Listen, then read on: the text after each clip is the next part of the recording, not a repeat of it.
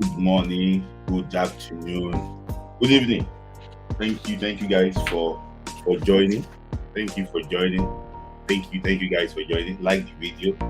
As you like the video, also share the video with your friends.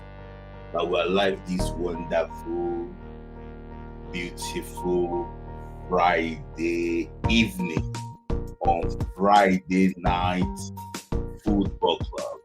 Thank you guys. Thank you guys for joining. Thank you. We have a lot of things to unravel today. Just share the video. Let others know that we are live now. So we have a lot of things to come. Thank you. Welcome. Thank you for thank you. Guys, as you join, please like the video, like the video, like the video, guys.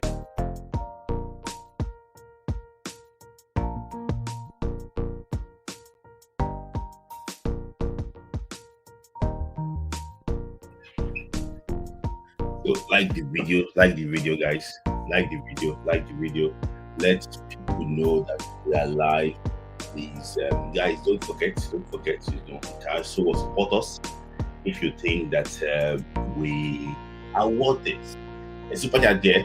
I'm going to take your comments. I will get those comments for you. So, thank you. So I don't want to spend too much time because I want to give a lot of people time to express themselves. So guys, just over there. It's now 11 because of time difference in the UK. It's now 11 p.m. Nigerian time. So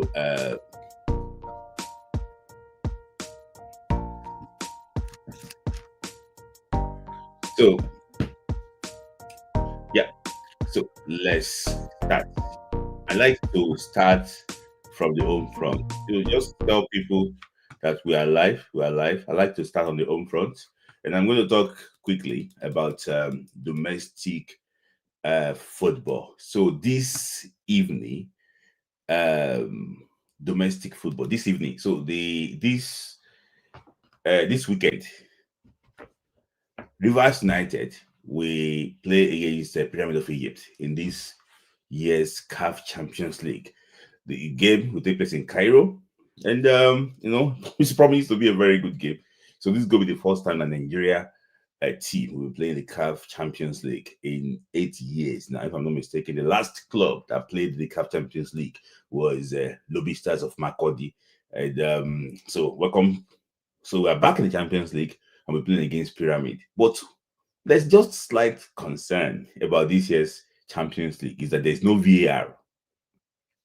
There's no VAR in this year's Champions League. So because there's no VAR in this CAF Champions League, so if you're traveling away from home, you might probably be on the wrong end, of what's it called, of officiating. So that's why it becomes a lot, actually, what's more tricky. So, but I wish Rivers United the best of luck. It's been a long time that Nigerian club, will be playing in this year's, in the CAF Champions League. So I wish them the very best of luck. I hope that they can look for a way to progress. Not a easy group. You have Rivers United. You have the Power Dynamo of Zambia. You have RS Bekeni of Morocco, and also Pyramid of Egypt. So playing away from home against Pyramid of Egypt and also against RS Bekeni of Morocco is a very, very tough game. So I just hope that they can, manage to win their home games and look for a way to get results, away from home. So guys, don't forget as you join, make sure you like the video. Make sure you actually like the video so that you can it can show others that we are doing something right here. That's that on Champions League. So another domestic scene too is that the African School Championship, qualifiers too will also start in Burkina Faso. I think it goes to Burkina Faso in December, next month. So is for under 15s, under 15 boys and girls, I think in school. So and I'm going to come back to this later. So it's going to be Burkina Faso. I personally pushed those in authority that we should look for a way to host this tournament, but those authority think otherwise. So that's the reason why we're not hosting this year. So it's going to be Burkina Faso. So you can see that Nigeria is in Group B. Nigeria is in Group B alongside Ivory Coast and Benin Republic. While for girls, Nigeria is in Group A alongside Burkina Faso, Ivory Coast, and alongside Burkina Faso and Ivory Coast. So it's going to be in Burkina Faso. So I'm going to talk more. Okay, let me just start on that part. Okay, towards the end of the program, I'm going to talk more, about this competition and why, I think that there have been a lot of fraud going on in this competition. I'm going to actually explain some things to you guys there towards the end of the program. So in Burkina Faso, I hope that this time around, Nigeria will be able to present a team that can represent Nigeria very well in this competition. So I just hope that we can now present a team. So winner normally takes home $200,000 US. So, it can go a long way to developing sports or football in general. So for girls, you can see Nigeria, Ivory Coast, Burkina Faso in Group A. In Group B, Ghana, Benin Republic, and Niger Republic. So for boys in Group A, Burkina Faso, Ghana, and actually Niger Republic. While in Group B, Ivory Coast, Nigeria, and Benin Republic. So it's going to be in December, around the time that there's going to be AFCON going on. That's when we're going to be playing this competition. Actually, in Niger, in Burkina Faso. So, talking about another thing too is that you guys know that the AFCON is just 30 days now from now. So we're going to be counting down towards the AFCON, later in the show. I'm going to tell you some few things going on in the Super Eagles and some extra information too. Just stay tuned about Eric Shell, his provisional list, and what they'll be working towards in the background. So I'm going to talk about that later in the show. So, but AFCON is 30 days, so a lot of people have been getting their visas and fan ID. If you are struggling to get your fan ID and your visa, please, you can DM me. We can actually help you with that. With no financial this, we are not charging. We're just going to direct you on how to actually get those things. If you want to be in Morocco, just DM Gang Football on Instagram. We're gonna actually look for a way to help you. It's no cost, it's no cost. It's okay. We're not charging anything. We just want to direct you in case you are struggling to get all these things. So that's. So and so AFCON is It's 30 days away. So that we go cut down towards the AFCON, today too. So and another news that pop up too is that people think that these people they are on alcohol. It's that so 230th World Cup, after the Saudi Arabia World Cup in 232, it's that Ivory Coast, Ghana, and Nigeria can actually come together and host the AFCON in 2038. So I don't know how to laugh, but if you look at it too, they can do that. If the government actually was serious, maybe probably four stadiums each, in each country. Because another thing that might be funny too is that what's it called? The next World Cup, there'll be proposals from South America that they want to expand the next World Cup to 64 teams. Maybe if they expand the World Cup to 64 teams, Nigeria can now qualify, because that 64 teams proposal will give Africa 15 slots. So that means that qualifying for World Cup in 2030 might be like qualifying for AFCON in 2019, in 2016. So that means that you might afford to even have 15 groups, and the winner of that group will qualify straight for the World Cup. So I hope that so that means that it might be a 64-team World Cup in 2030. So if it's a 64-team World Cup, you might need large, a lot of infrastructure to host a 64-team World Cup in 2038. in a country that is still ravaged with insecurity, that is ravaged with everything, can they host it? I don't know. But there's no point. Even Ghana only have one FIFA approved stadium. That's the Accra Sports Stadium. In fact, the Kumasi Sports Stadium the Kumasi Sports Stadium is not approved by CAF. They only have the Accra Sports Stadium approved by CAF. But the new government in Ghana now, they are trying to build like 6 stadiums. So, and they started building one in Tamale, as I'm hearing. They're trying to uplift the one in Cape Coast. Let's see. Maybe the new government can actually do something. They have this project. They have these projects, like that particular time. So let's see what actually happened. So guys, as you join, please like the video. We have 16 likes. We have 16 likes out of 66 people watching now. Guys, share the video. We normally reach like 200, maybe because we don't go World Cup. That's why we are 66 around this time. Please share the video, like the video, and let us join. And please like, if you want to do more, there's also a $sign there. You can also click on the $sign as well, support us. If you think that what we are doing, you like it, and you want to be part of us. So that's the World Cup proposal from this. So yeah, so that is that on that proposal. Do you think it's gonna fly? So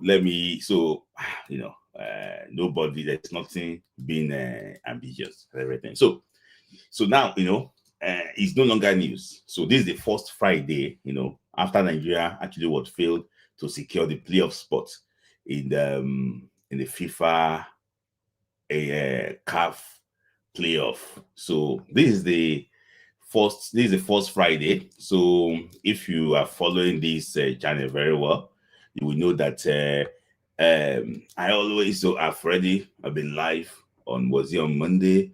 I was live on Tuesday and Wednesday or so.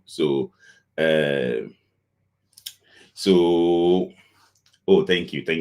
So that is that. Well, let me just I just want to start with some few things. So it's no longer news that we have been eliminated, but the post-mortem have actually started. And let's just start with I have already looked for the few things and see exactly talk to a few people. How can we actually start the rebate process? It's a very, very big thing. So if you look at it,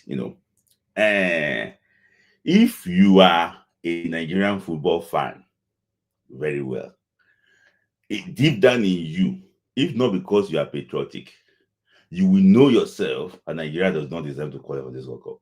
When you know yourself, because if Nigeria qualify for this World Cup, it's like you are rewarding failure. With due respect, the NFF did not deserve to qualify for the World Cup. That means that they are doing something right. No.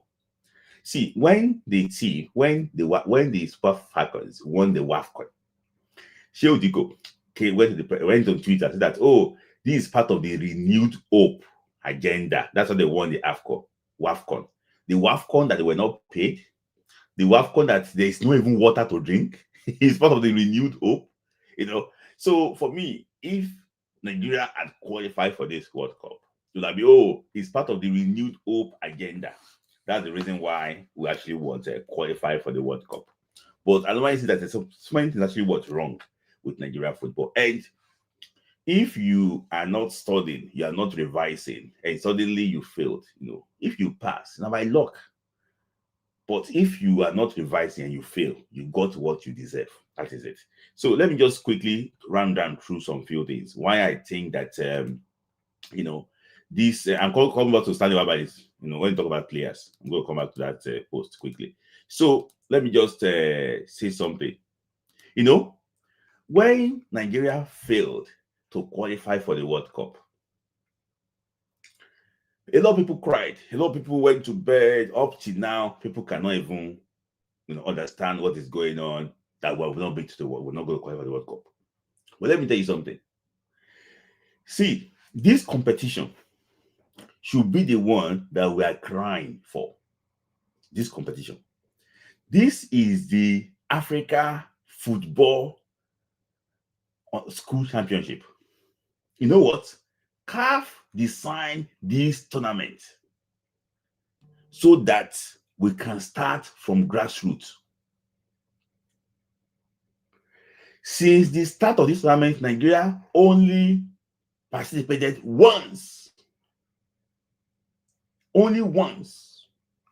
The reward of this tournament is for what? They give them $200,000. Maybe probably that one is too small for them to share. So, my worry is this. I spoke to people that are in power about this tournament, that they should host it and see exactly how we can gather players to start from under 15.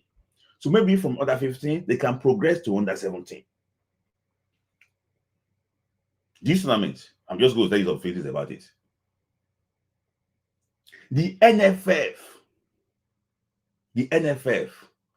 the last one in the Niger Republic, the NFF sent Nigeria under 15 to this tournament. They were disqualified from playing that tournament, but no Nigerian press, no Nigerian person, actually published that news. They were disqualified. And I was now wondering that when they were disqualified from that tournament, so this was a picture taken from Kwara Football Academy.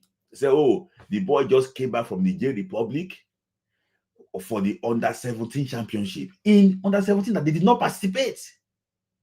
They didn't participate. Why did they disqualify them? The criteria is this: they must be under 15. When they must be under 15 and also be in school. Nigeria could not provide evidence that these boys are in school.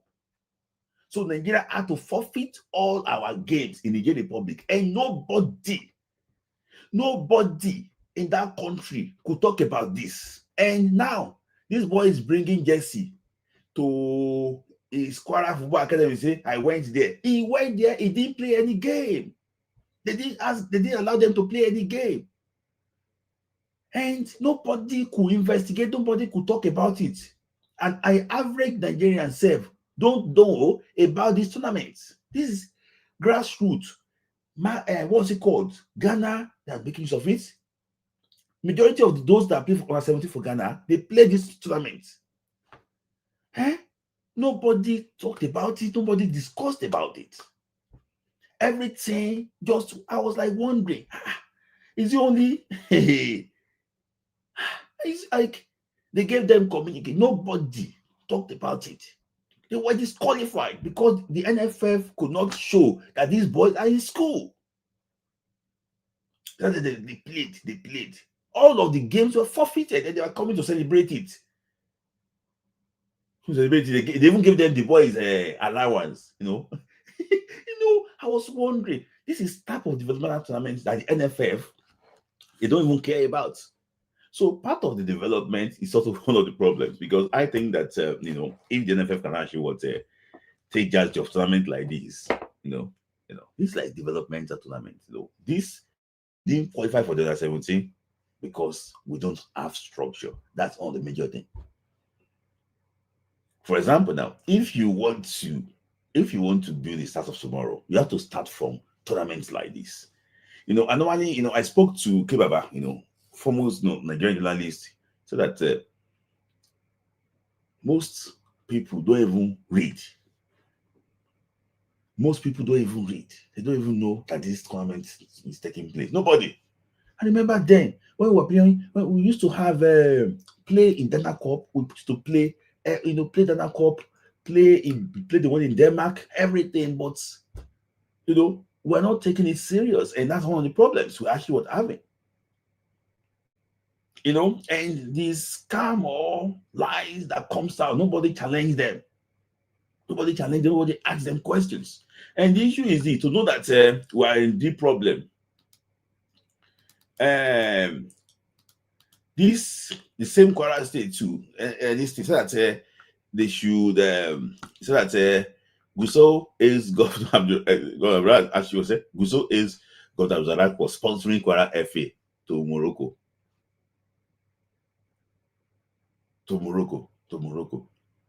to Morocco. So can you see this person is the one that will be voting during the next FIFA or during the next NFF Congress. You expect this man not to vote for Guso? You are joking. These guys don't care. They don't care. They don't care about football development. They don't care. They don't care. They don't care. You know, they don't care. For example, now, under 15, 0. Under 17, 0. Under 20, not working. Under 23, nah. Super Eagles now, we are failed to qualify. You know, and people are saying that, okay, see, that under 17, what even makes me so sad is that if you are following Nigerian football very well, under 17 is where we get the players that normally represents Nigeria. You know, we go and check the records. 1985, we had Jonathan Akobori played. We had Udu Kagbade played. 1985. 1987, you had I don't know, maybe I got something that was there. I know that 87 they were in the finals. You know, 93 you had Kanu. You know, you have players like that progression. But now, just realize that North Africans, they're taking over from us. They have the better league. They have the better under 17. The only thing the only thing that we have ahead of them maybe is talent.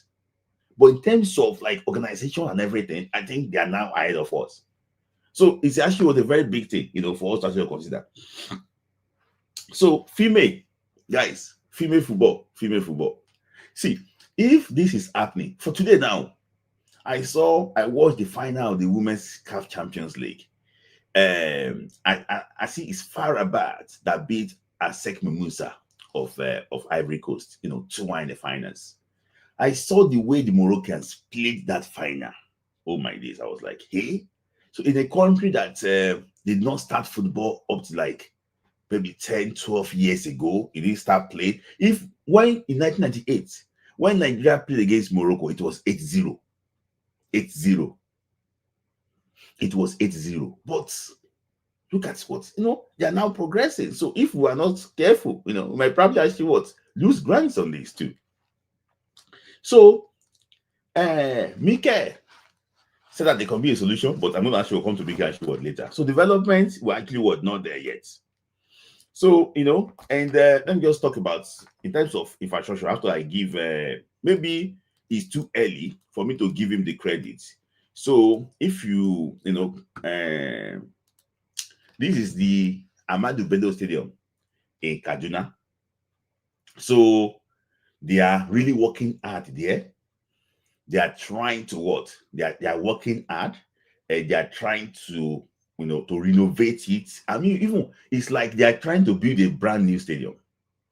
So the Governor Obasani, gave them 10 months to try and bring this stadium, you know, back to life. This stadium is one of the oldest stadiums in Nigeria. You know, Ahmadu Bello Stadium, I think it was in the 1960s or so. It was similar to the, you know, 1960s. It was I think it's like post-independence stadium. So, and they're trying to rebuild it. So they want to take it to like a 30,000 capacity stadium, and it's going to be fully covered. So, you know, kudos to what they are doing, but I also have problems too. I hope that it won't be a project like it won't be projects like you know, like Adamawa Stadium. It won't be project like Ebony Stadium. Because my worry is this: when they interviewed the commissioner of sports in Kaduna State, that is like in charge of this project, the guy did not really know what he wants. The guy doesn't know. Like, the guy was saying, the guy is like, you know, when you conceive a project, you are monitoring a project, you can be versed with that project. But what the guy was talking about it wasn't like coherent. It was just, he didn't look like somebody that knows what is going on. We're just saying that we want to build it. Even the white guy they brought from the British man they brought, you know, He himself, like, it was like, just bring it, okay, we want to do something. So I was thinking that if it's a project that they are really into, I hope it's not as if another corner to siphon money. I hope it's going to be like a genuine project. Because if they can have this project in Kaduna fans, you don't need to go and be driving around saying, hey, come and watch football. No. If Super Eagles play in Kaduna, if they play in Kaduna, if they are playing at 5 p.m., if you cannot arrive stadium at around 3 p.m., 4 p.m., you no go enter. You don't need to ginger people in Kaduna to come and watch Super Eagles. The people in Kaduna don't need to wait for 8 p.m. for Nigeria to score before they come and check. Like, kudos to those in you, like in you. So it's a good project. I hope it's not going to be another failed project again that we'll be looking for the money that they spent on it, and the EFCC will be looking for those contractors to actually work and do the project. I hope that it's going to be a very good project. So, because if they could build this stadium, renovate this stadium, it's going to really help, at least, so it can actually encourage. And kudos to federal government. This is a federal government stadium. So Governor Ubasani asked the president that they should hand over this stadium to him. So, and the federal government under Ahmed Bola Tinubu, GCFR, handed over this stadium to him to build it. So every revenue coming from this stadium is going to be to the Kaduna State government. It now comes to a question.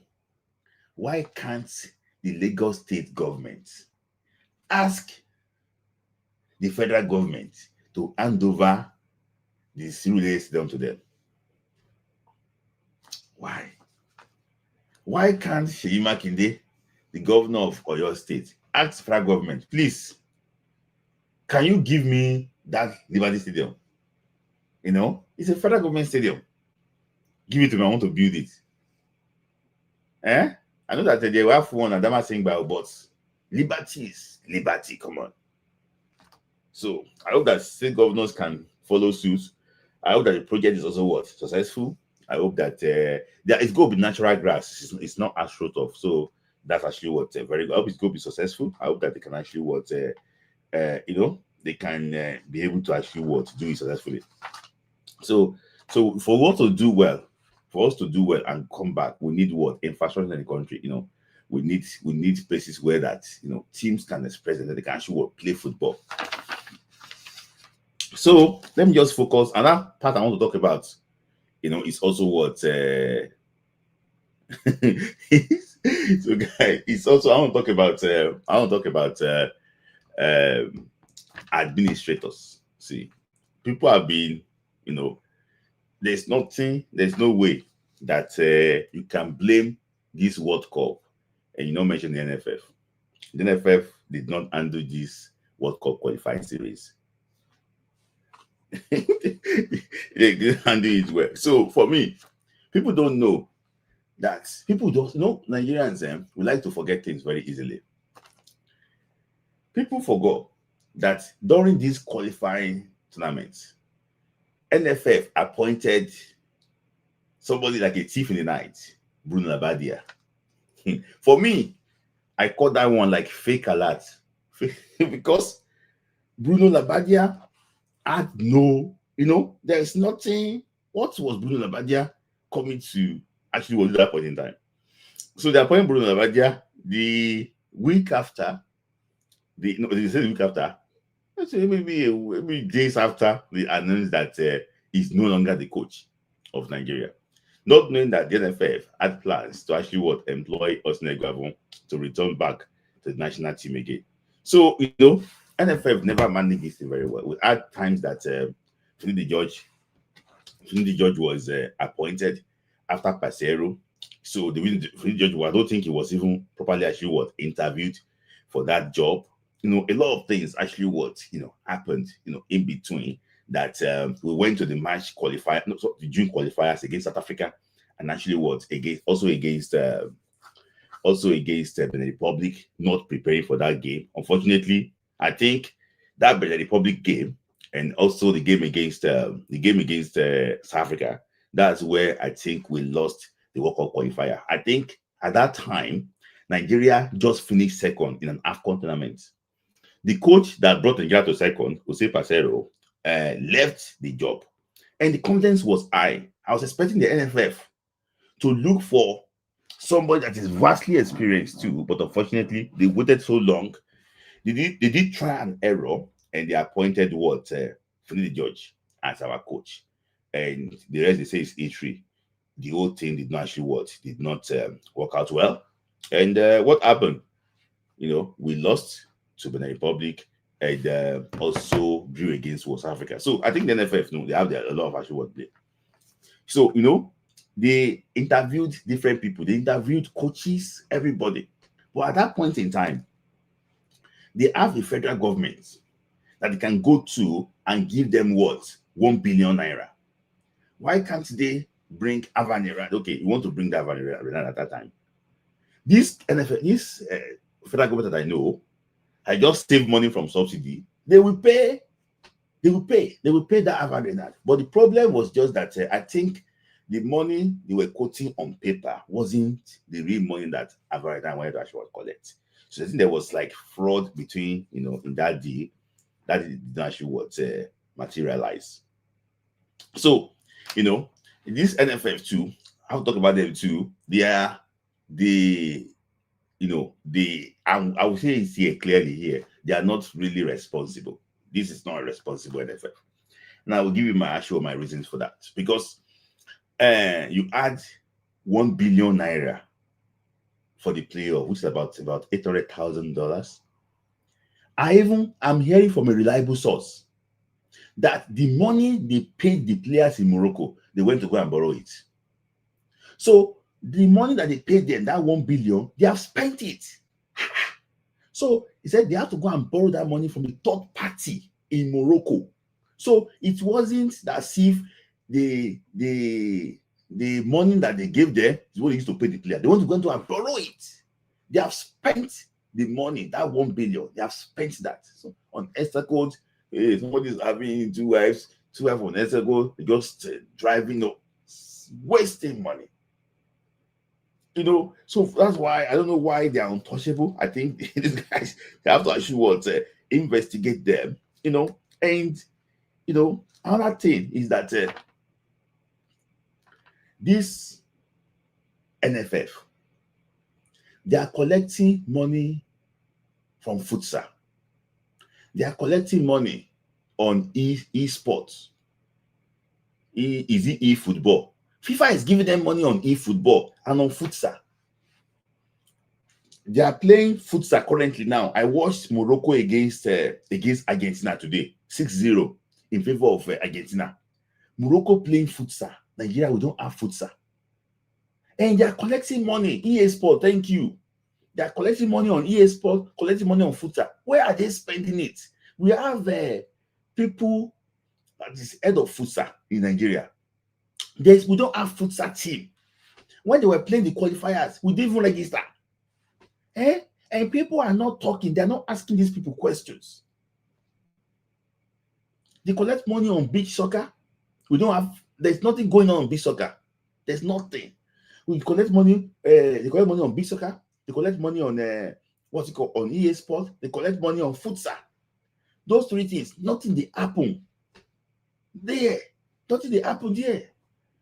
I don't know why people. Yes, big soccer. I don't know why people don't ask questions. These guys just spend money anyhow.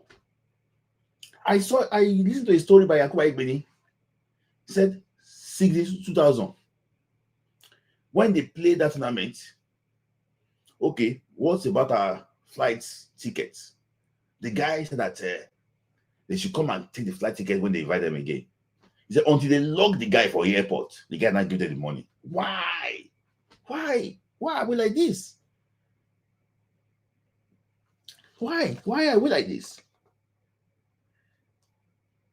So, it's bad. It's bad. It's bad. It's bad. So for me, I think, if you want to go to the World Cup, you have to take responsibility. And I said some few things here. The match we played against Africa in Bloemfontein, we shouldn't have played that game. Honestly. If not because we have Ibrahim Gusso as another president that is not responsible. The pitch is not good. It's not this thing they complete. Why can't you just go and inspect the pitch before and tell them that we cannot play on this pitch? You ask them to move it. If they cannot move it, CAF should move that stadium, that game outside South Africa.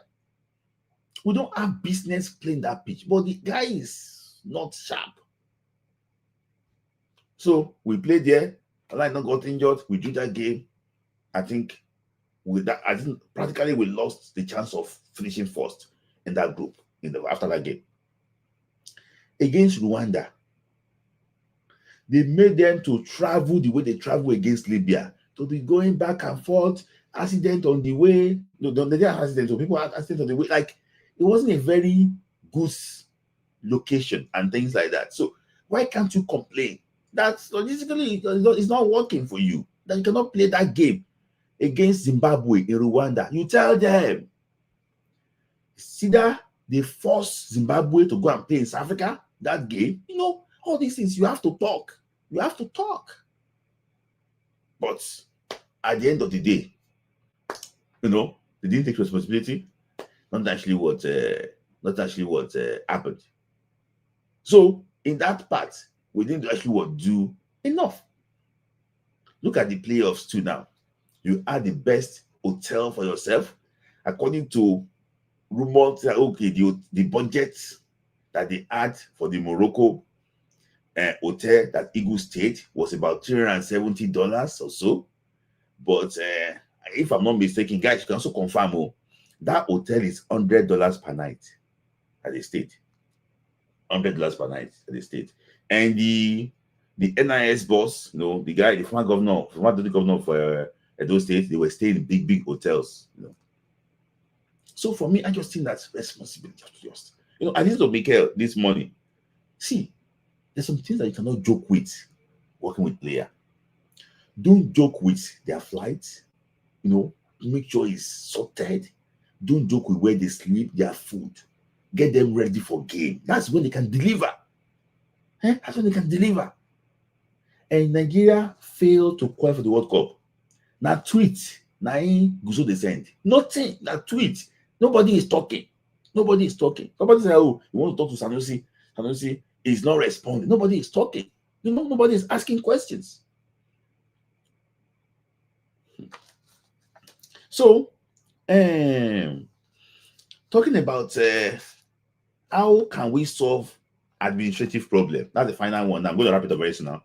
You chance to come and talk and express yourself too about any topic. So, the issue is this.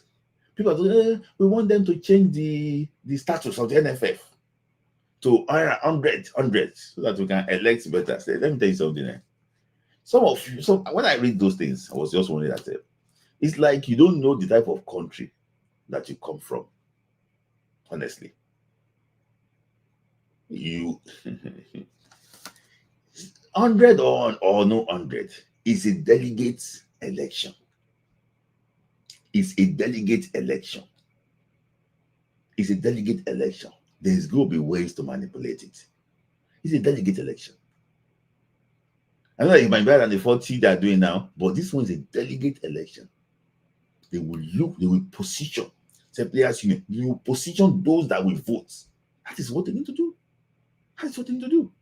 It's like if you are contesting as a governor and say, okay, delegates wants to vote for you. They know how to manipulate it now, about 2,500 delegates. They know. What they do is they just put their own name, their own people on the list of delegates. Then what are you gonna say? So I hope they change it, but it doesn't get anything. See, what can help Nigeria is what? Leadership recruitment. Where do we find our leaders? It's not only in football, also in other areas too. Where do we find our leaders from? Somebody just woke up one day, say, well, I'm an activist, I want to be something, something, something. Where do we get our leaders from? So we don't sort that area out. And people are talking about, okay, you want ex-international to come and coach Nigeria. You want ex-international to be the NFL president. Being ex-international doesn't mean that you're going to do well as the NFL president. Let's be honest ourselves. Most ex-internationals that we have, most of them are hungry. Most of them are hungry. They will do the same thing that these people actually were still doing. You must be qualified. You must at least educate yourself for you to say you want to find yourself in positions of authority. That is my take on that. Mike volunteered that he can actually he can come and help. If Mike has the right qualification, I think that Mike is doing well in his life. He's doing well in his career. I don't think Mike will come and be part of the corruption. I don't think so. If Mikel can come, I will support Mikel, because I think that Mikel can help. He's doing well. I spoke to a lot of ex-international, and that some of them are not doing well. So if they come to the NFF, they will look for a way to sell players. And with due respect, Yakuba Igbeni, currently now, agents. So if you go and put Yakuba Igbeni in NFF position, he's working with the Super Eagles or Flying Eagles, he will bring his players there. He's agents. It's as if you want. It's agents. There's no way you cannot take that one away from him. It's agents. So you have to look at what are they doing currently now in their place of work. Then you know exactly, you recruit them from there, not because they are played for Nigeria in the past. You know, some of them don't have anything to do. In my own opinion, look at Morocco. Morocco won the Under-20 World Cup. Some of you here, if they ask you that Morocco will win the Under-20 World Cup before Nigeria, none of you will believe. Pele said that an African team will win the World Cup very soon. People are referring to Nigeria. Nigeria have not qualified for the quarterfinals. The Under-20 team of Morocco, the coach came from the youth system of Anderlecht in Belgium. They went to go and pick him from where he's working. You cannot go and pick Idu and somebody drinking palm oil, palm wine in those states. You now say that they come and coach this state because they don't play for Nigeria before in the past. No, you have to go and pick them from where they are working. Go and check the work they do. Then you bring them. Oh, we need you. We will pay you some amount of money. We will pay you. This is what we're happy with what you are doing. Please come home. Please come home. You tell them it's not as if everything is cheap. You bring guys at least Beirut, you didn't pay my salary. You know, you go and look at. We need to have diaspora contingents, right? Go to Germany, go and meet them. We want you back home. We want you under 20. This is the project. This is what we want you to do. You tell them, you go. We have Nigerians everywhere. You bring them. Football don't pass Manugaba, at least Beirut. Don't teach them how to operate computer. Don't pass all those things. You need to go. We have Nigerians everywhere. Go and meet them. Invite them home. This is what we want you to do. Give them conducive environments.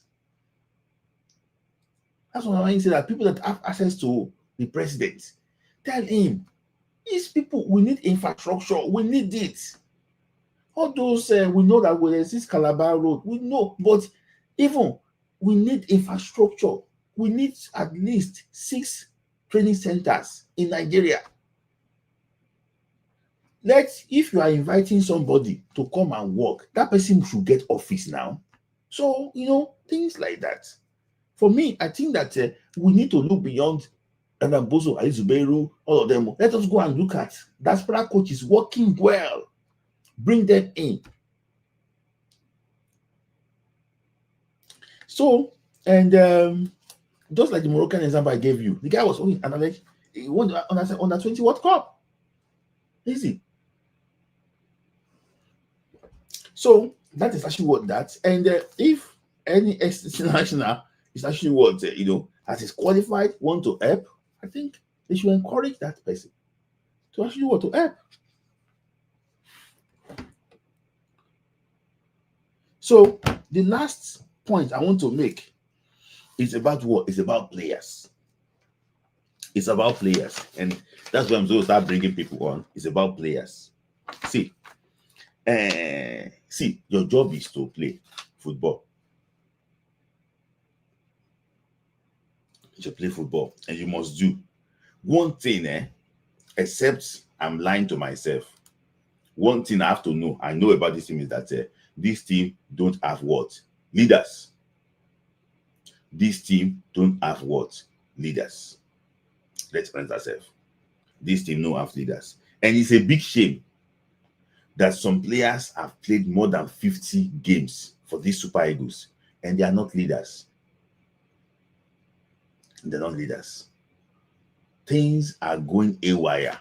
It's Victor Osimhen and William Trost-Ekong or sitting on the bench trying to manage situations. Nah. This team don't have leaders. See, let me tell you something. Any team that don't have leader, they will fail. They will fail. In a team, I might see there's a defensive leader, one in the midfield, one up front. Goalkeeper must be a very talking goalkeeper too. So, in my own opinion, this team doesn't have leaders. And this team, and I will say this thing here, forget about this team. These teams too, they are not really a team. And if Coach Eric Schell is not careful, this guy will go back and do that operation again that he did in France. He'll go back again and do it again. This team is not a team. This team is very selfish. And I say it here. That's if Moses Simon stopped Akko Adams from scoring that goal. Imagine. Just communicate. A leader must be a very good communicator. Look at it. Let's use ourselves. We are part of the NFF, I'm agree, but that's because I will say this in here, because we have scored the first goal from Frank Onyeka. Frank Onyeka has scored already, and you want to score. You think that, we want to beat Congo. Floodgate of goals will open. No, you have to be selfless. They have no business. He had no business with that ball. Like little moment like this, change games. The moment they equalize from that is all. This team, we need to.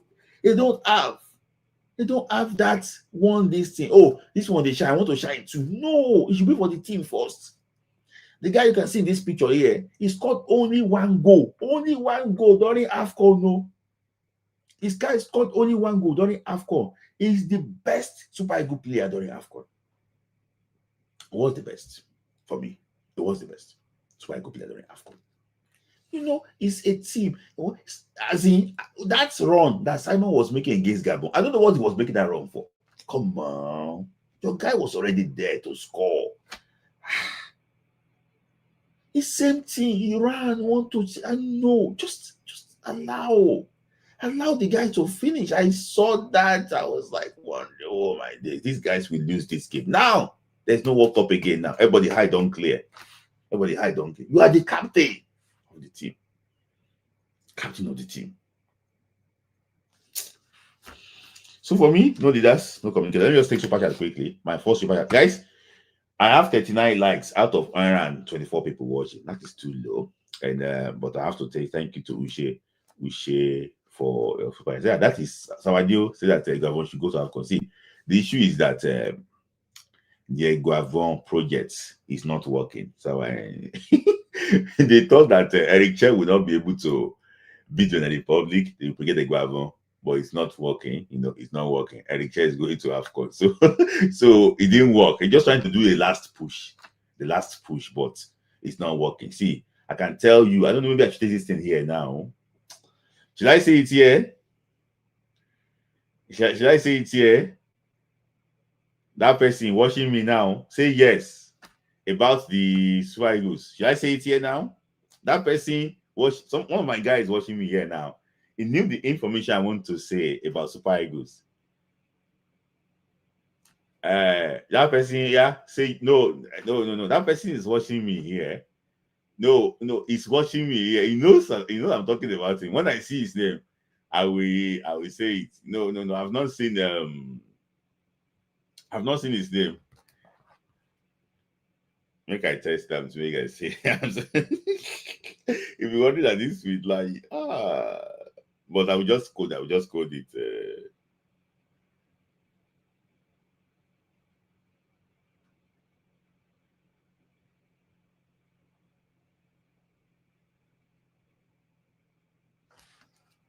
So if you actually was respond, say I should actually was say it. Okay, also say yes, you're not the person. But I'm gonna go back into that. So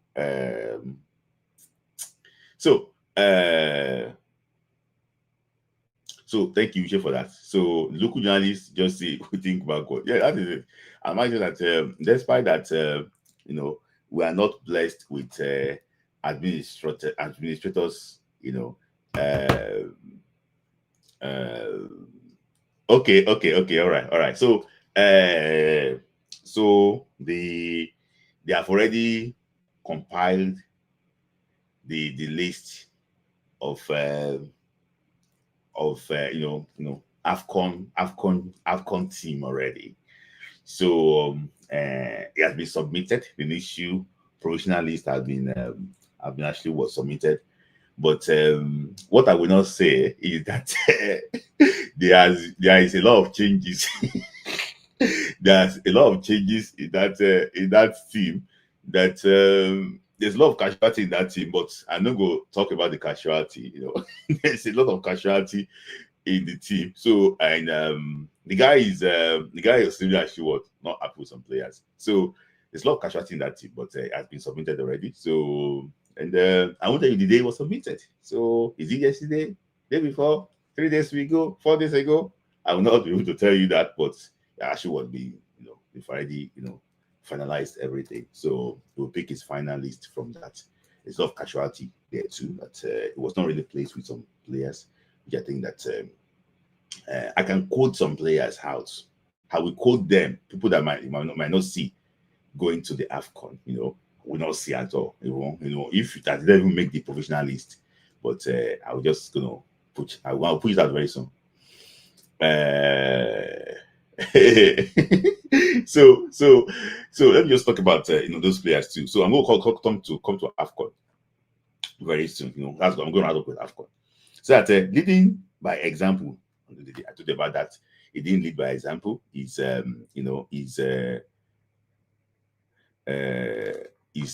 already he did it by example with respect to him. And one of the major things that the coach was not really pleased, is actually what there's no legs in the midfield. We don't have legs in the midfield. When you cannot press. I was surprised that Frank Ojeka, when we call the Frank the Tank, cannot even press again. There is no oil in the gas again of that tank, so it cannot even press again. And Wilfred is already tired. So people don't know that that first ball. If you I don't know if I can put the clip up and so I can show you that, not clip, actually a picture from that. And there's a picture from I show this picture initially. Actually, maybe I can still see it. Okay, I don't know, maybe it's this one. Okay. So let me just say, I think I have the picture here. Sorry. Let me just tell you. See, I don't know if I still have it. So sorry. No, sorry. I just want to show you this.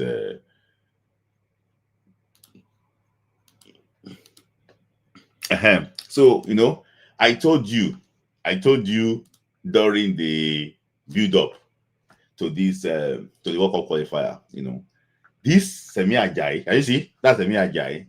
Semi Ajayi doesn't close his marker very well. That was what Semi Ajayi did to Bakambu against Congo. And Bakambu was able to cross that ball. He didn't close him down. Was able to cross that ball, and they scored the equalizer. I said this thing before. You cannot leave your player like this in the box. You have to move close. You have to move close. I said it. See, these guys, this guy doesn't have any business in the national team. Honestly, doesn't have any business in the national team. He's not even playing well for his club. He doesn't have any business in the national team. I said it. So this guy, the coach was not really actually what happens on players. So midfield doesn't have legs. So and people have been talking about Rafael Onyedika. I don't have like a first class information to all this, but I just think that maybe the coach is not really a fan of Onyedika. Let me tell you something.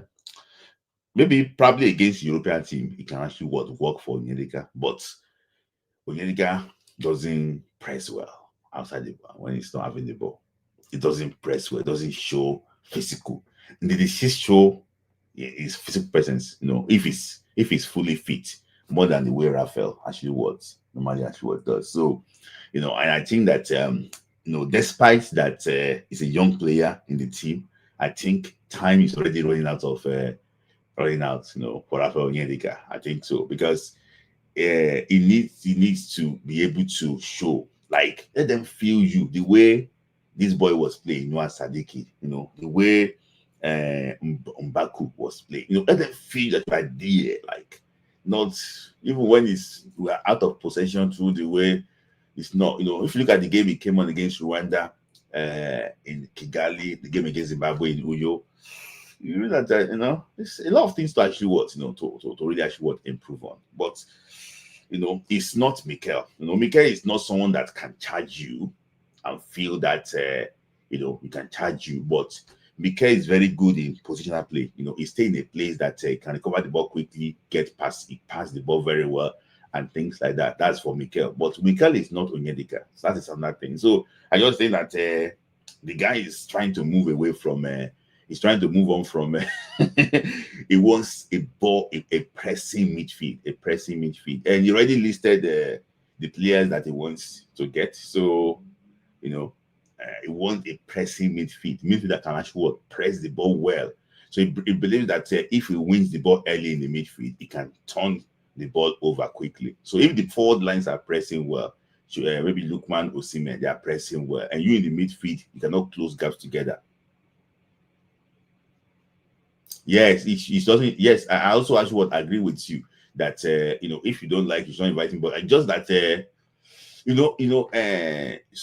this you didn't add super chat.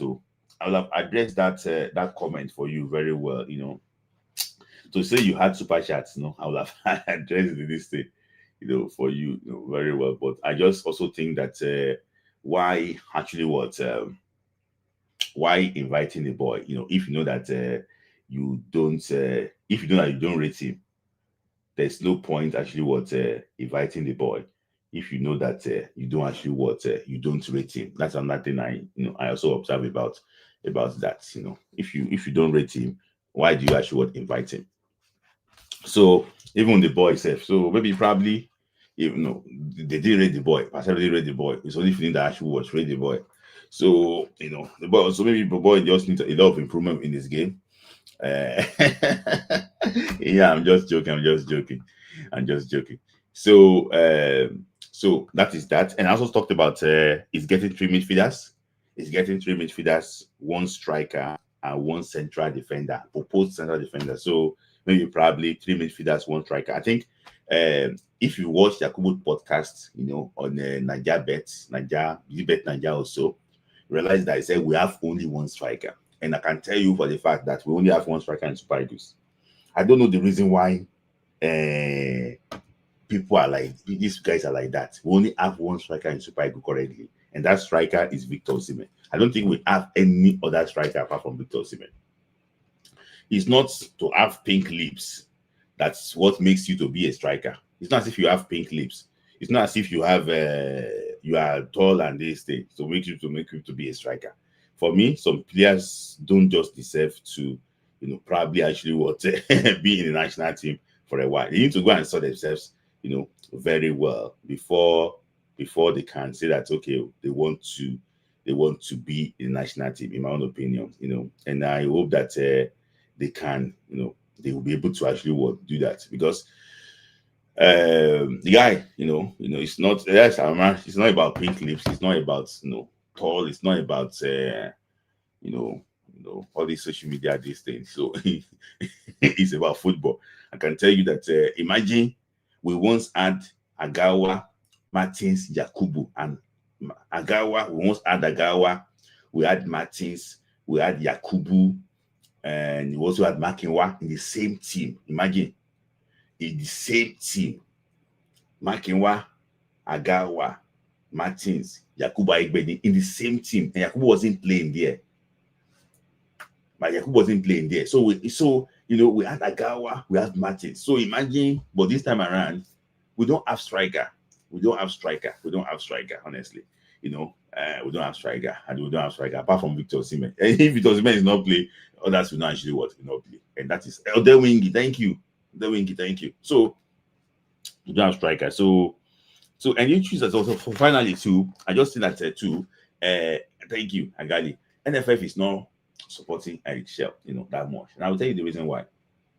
See, the best discovery, during this World Cup qualifier is actually what I think is going to be Benjamin Felix. That's the best discovery. So, and Benjamin Felix came during a friendly game. And I can tell you here that there's no way that Benjamin Felix can get to the team, if not because of what? If not because that there was if not because that what's it called? If not because it was a friendly game. There's no way that Ben Felix, this boy, can get to that team, if not because that he had time to try the boy. The boy cannot come and make his debut in a competitive game. See, the issue is this. When they went to London for Unity Cup, the coach had the chance to try new players. But the NFF said that, okay, we should go for home-based players. In my opinion, I think that was one that actually even killed this World Cup dream. Maybe during that game, during that Unity Cup now, he had players that can, from different European countries, so come and try out for Super Eagles. And we can see maybe 2 or 3 Benjamin Felix, play. It was not true Unity Cup. We got Felix Agu. Why can't you, instead of getting Luka Junior at Sikiru Ademi, why can't you just invite all those guys in those smaller European countries? Let them come and try it out in the national team. Then from there, you can now know maybe it's good enough or not, than to pack all of them to Chan and this thing, and the whole thing did not actually work out. So, in my opinion, I just think that the NFF did not fully back this guy, because if they gave the chance to invite those guys for that playoffs, for that Unity Cup, I think they'll have been able to get a lot of I can take a game like a second striker. For example, now we don't have second striker apart from maybe probably even Desas. Desas is closer to being a second striker. We don't have any other person. We used to have there was time that we had 9 strikers. 9 strikers playing in Europe. 9 strikers scoring like no man's business. Or no issue, Simiwako, we were having them, but none of them did well for the national team. So, in my own opinion, and I think that the NFL did not fully back this guy. And that was the reason why I think this guy failed to actually want the World Cup ticket. So, of cover administrators, solution is that what? We need to change the way we recruit administrators. We need to change that, because you cannot go and somebody was a former convict, a thief, says you go and be a policeman, a thief says you go and be a policeman, what that person will do? You go look for a way to be corrupt now. Where are we getting our leaders from? Where are we getting our leaders from? Both nationally, anywhere. Where are we getting our leaders from? So we need to do well in what? Leadership. Very important. Then, also too, the NFF too, they need to create what? A diaspora what? Committee. A diaspora board full of volunteers. Full of volunteers. I'm not saying that they should go and they should go and pay them money. Just create diaspora committee. Volunteers. Don't pay them. They are volunteers. They are volunteers. So I'm saying now, one person brought in a very beautiful proposal. And by God's grace, that proposal will work. He said that we need to play our own Unity Cup. Let's play it. We need to play. Let's leave Super Eagles now. We need to play those Super Eagle based Nigerian born players based in England, Nigerian born players based outside England, because England is like the Mecca. Home-based players and Super Eagle French players. Let them play like a four nation. Like when he mentioned England, it meant what? Nigerian players in the championship.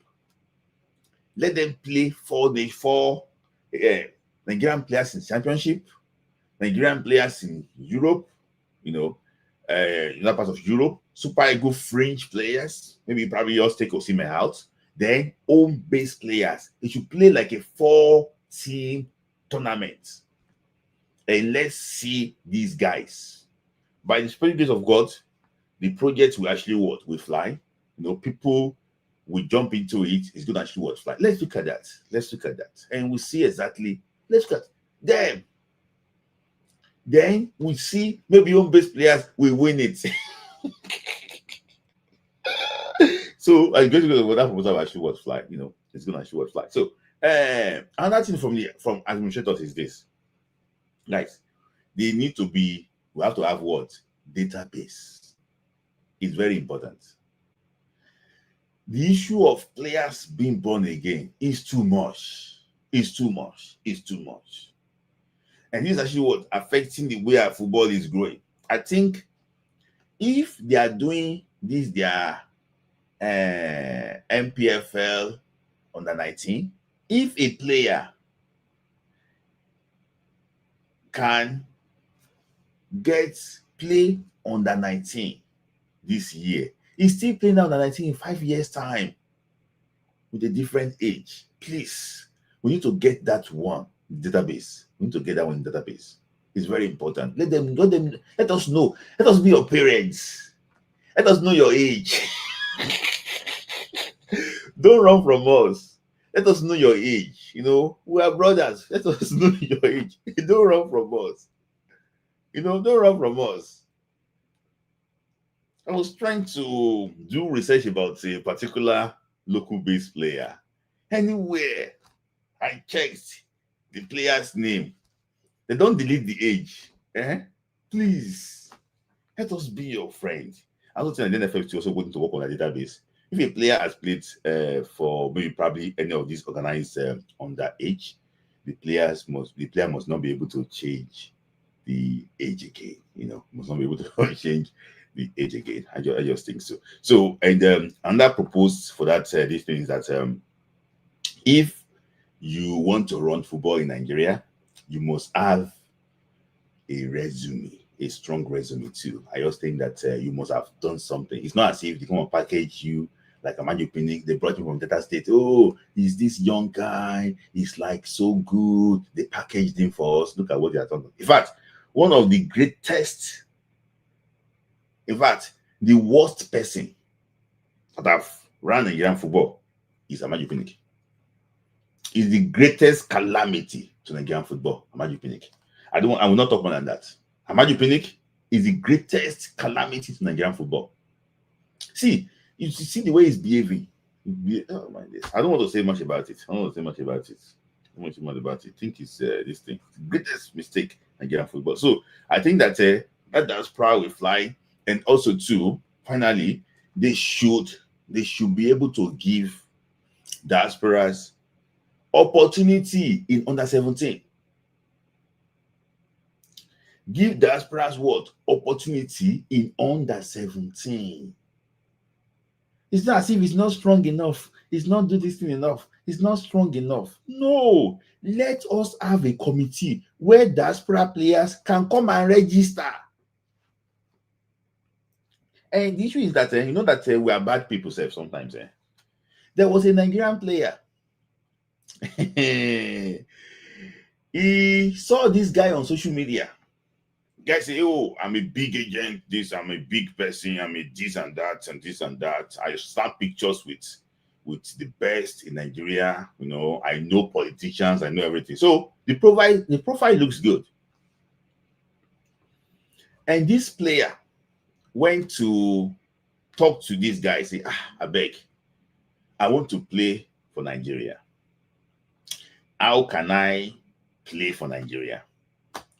How can I get invited? How can I get scouted? People think that I'm using this passport. I don't want to say the passport is using, but I want to play for Nigeria. The person asked the boy to bring 5,000 euros. No, 5,000 pounds. 5,000 pounds. So don't worry, 5,000 pounds will project you. So 5,000 pounds compared to the money that the boy is earning is nothing. But because you have to bribe your way, the boy did not continue. Is it? So sometimes too, if we are blaming NFF too, as a country, as a citizen too, we have to also be well behaved too. I didn't mention the player's name now. I didn't mention the person's name. But the person that want to collect that 5,000 now, if he's listening, you will know that he's the one. It's not. This story is not up to 1 year, so it's not as if it's a long time. It's not in 1980. It's not up to 1 year. So yes, let's just put it that way. So diaspora is committee will actually help players should be able to come and register, not go and meet agents. Register there. Oh, you want to play and things like that. And in part of the casualties that we just lost a player to Spain today, Edna Imade, officially get called up. He got his passport. She got called up to the Spain national team today. Is a player that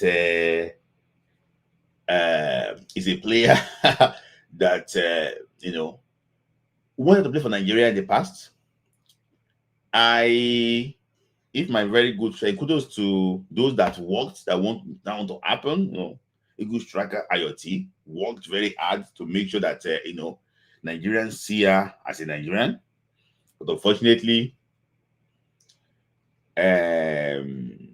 she kept on performing. She wasn't discouraged. She kept on performing, and she got the attention of Spain. That's why she got a call up to play for the Spanish national team. So she was ready for Nigeria when she was in Grenada, but Nigeria did not actually wasn't ready for her. So she kept on dreaming, and her dream actually came to pass. So she's playing for the world champion, the La Joya Spain. So that is this. So I wish her the very best of luck, but it's just another failed thing that just a simple phone call. But because we have people that think that they are God in the NFL, don't call. We have this thing. How many strikers you have now in the Nigerian women national team? How many strikers do you have? So I'm just saying it. The thing that I got, we have players. Don't worry. Now how I go clear. Say we don't get the players we used to have in the past again. I wish I the very best of luck. So let me miss one super chat. Connect to God, guys. Two super chat. So people just say they don't abuse me with super chat. Say I like super chat. Why not? Why won't I like it? Kindly connect to God. It's a long time for your support. Thank you for your support. So we missed out, and that is the reason why I also think that it is. So, people, before I end, I'm going to put the link here now because before I ask you what end the whole thing, people say that how is Congo getting players and Nigeria is not getting players because we are not serious. A country that plan will get results. That is it. Congo went to go and employ one of their ex-international to be in charge of this diaspora I'm talking about. The guy was in charge of those Wan-Bissaka, Noah Sadiki. He was in charge of them to change his nationality. So, okay, I want to ask you a next question now. Those about 161 people listening.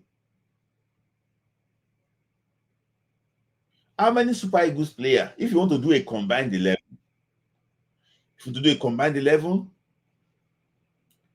between Congo and Nigeria, combined 11, and you are being sincere, not biased, how many Super Eagles players will be that combined 11? I'm just saying it too. How many Super Eagles players will be in that combined 11 if we are being sincere with ourselves? Not being patriotic, overly patriotic. How many Nigerian players will be in that combined 11? So sometimes we just like to masturbate and be so how many? We need to be sincere with ourselves. To be sincere with ourselves. We need to get better players to play for the country. Honestly, get better players to play for the country. To play for the country. So that is that. They recruited a diaspora guy to be in charge. Balogun, why can't you talk to Balogun? Ask Balogun to talk to Noah Tobolu. Then, but the boy is also that it's not ready now. There are some German players that we have in that Germany. Ask, engage Leon Balogun. Engage somebody in France. We now have strong diaspora contingent in France now, despite the language. We also have strong diaspora contingent in Spain. Engage these guys. Engage those in Italy. Engage them. Engage them. You know, this one, the pride of say Nigeria, we Nigeria, we don't beg, we don't do this, it's not about begging. Where person use in leg come is different from where you use your head come. Some of these guys don't know any culture than the country of their birth, not for their brand's country. So please, NFF should organize that if they have the right senses. They need to be I'm not saying pay them, just appoint them, volunteer, let them be working.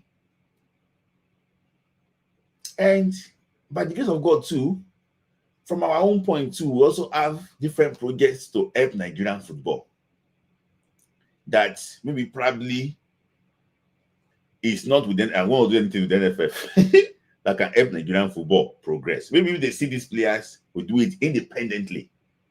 These players will do it independently, talk independently, do everything independently, then let them play, declare for Nigeria independently. They are available for selections. Maybe NFF can consider them. We leave that one. So that is that. I have some people actually want this, but let me just appreciate Sport Grinder. So that Sport Grinder, sorry, I use the currency. You didn't do a chat. I put your this thing on.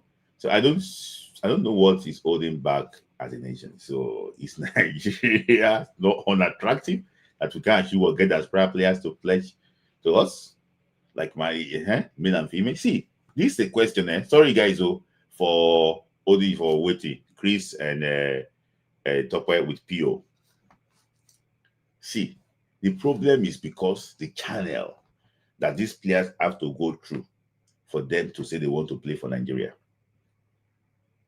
And I will tell you a small story before I bring people on. There were two brothers in the national team. I won't say, I don't want to say brother. Okay. There is a player in national team. The player played, how will I describe this thing? That people will not know this guy. Well, this is like from his father. Okay, you know what? Let me explain this way. The player wanted, I don't think we know this player, so I don't want to, and you will know the player, but I don't, please don't say anything, no. Because the player, they took his boy to go and play in Nigerian underage. And this boy already played first team football for his club. First team football for one of the top clubs. He won in the top 5 leagues in the country, in England. So when they brought the boy to camp, the coach then normally act like innocent. They said the boy to pay bribe. The dad called straight away, say he should take the next flight back home. Say if not good enough, they should drop him than for him to come and pay bribe. So immediately they had that, okay, you know what? They look for person that brought him, maybe probably again look for a way to settle that national team manager, and the boy actually went for tournament. But if to say the manager did not do this now, I won't lie to you, the boy will not be in Super Eagles. I'm just saying that. So what I'm just saying basically is that the channel they have to go through, Sport Grinder, for them to get to our national team is too much. There's so many thieves on the way. You know, it's like you want to go from Lagos to Port Harcourt, you will see thief on the way, you will see police on the way, you will see soldier on the way. They will block you before you arrive at your destination. So the channel is just too much. That's the reason why. So, and secondly, so Amo, thank you for your super chat. Also, Remy Ali too. Thank you for your super chat too. I appreciate you. So, not Amiobi. The player is still playing Super Eagles. So, it's Amiobi playing Super Eagles. So, I have quite a lot of people actually waiting. So, I have Chris waiting, and I also have Tokwe waiting. Tokwe actually waiting. But then, Tokwe, let me just hear from you quickly, please, so that we won't take too long. So, Chris, you're next. And maybe probably Uche is next after Chris too. So, I still have PO and I don't know also waiting, but let me just start with Tokwe. Thank you for your time and thank you for joining. So Tokwe, quickly, let me hear from you.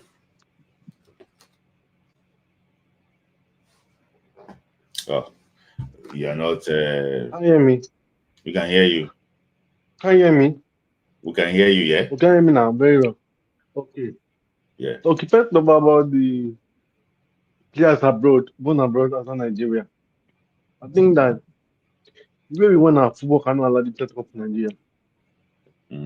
For example, this Imade girl played for Granada, and that time was play for Nigeria.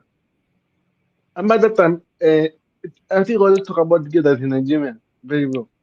That time, I felt this man that they call him of this Nigerian coach, this man Nigerian coach, the American man, and they want to call the girl up. Yeah. Somebody call him now. He's playing for Spain now. I bet they call him, he was playing for Spain now. Look at this guy now. This guy that played for Liverpool now.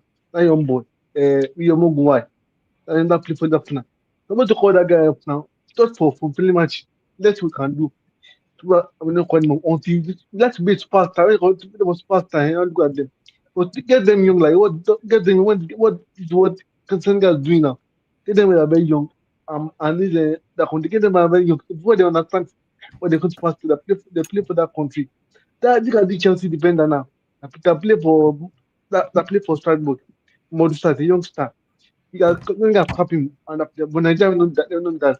Finally, on this topic, on this NFF issue. First of all, I think we need a players that based abroad. Those Balogun, those John Taka, this guy too. I mean, the one that played in Belgium before. The Nigerian, I forget his name. The man with he used to do that Babs Kodo. He played in Nigeria 2000. He's a defender. You know the guy I'm talking about, Larry. You know him. Based in Belgium. I hear him. Yeah, I can hear based you. In Belgium. All those guys. Thank you. Spraying me, thank you, guys. Spraying me. All those guys, they no players very well. And I like I can do that for I can do that for get the Mhm, player tell them if no get okay get those players for spy. And they will better. No, these people, they are not serious. For boy is dying, and for the share, not please, I beg you, now, I shall have to take some blame too. mhm. Like this team, what did Olakunle do in this team? Olakunle do in this team? Olakunle.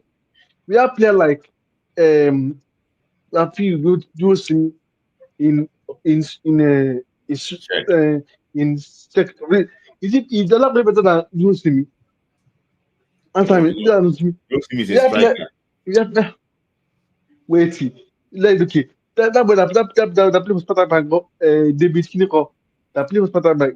Is he better? Is Alhassan better than him? Shall Hello. to have vision for two. When make him leave, you let NFL convince him, NFL distract him to get the better player. When he want that job, that he kind of play like people like all the players they want to call to Nigerian team. They go and they go just go to one. Others none. NFL distract him and he fall for that trick. That's the problem with the chef. He needs to supposed to get the Mm. Oh, the Vitokwe actually what I think there is something wrong with the Vitokwe's internet. So I think that's can you okay. We can hear you. Yeah, round hello. up. Yeah, round up quickly. Yeah. I, I said that MC also have video problem, have video for two in the team selection. When I was Mm-hmm. coming, when tell like me, like you mentioned like partner to be too spy good. Don't let girls go. That is Felitago. But that's why I do that.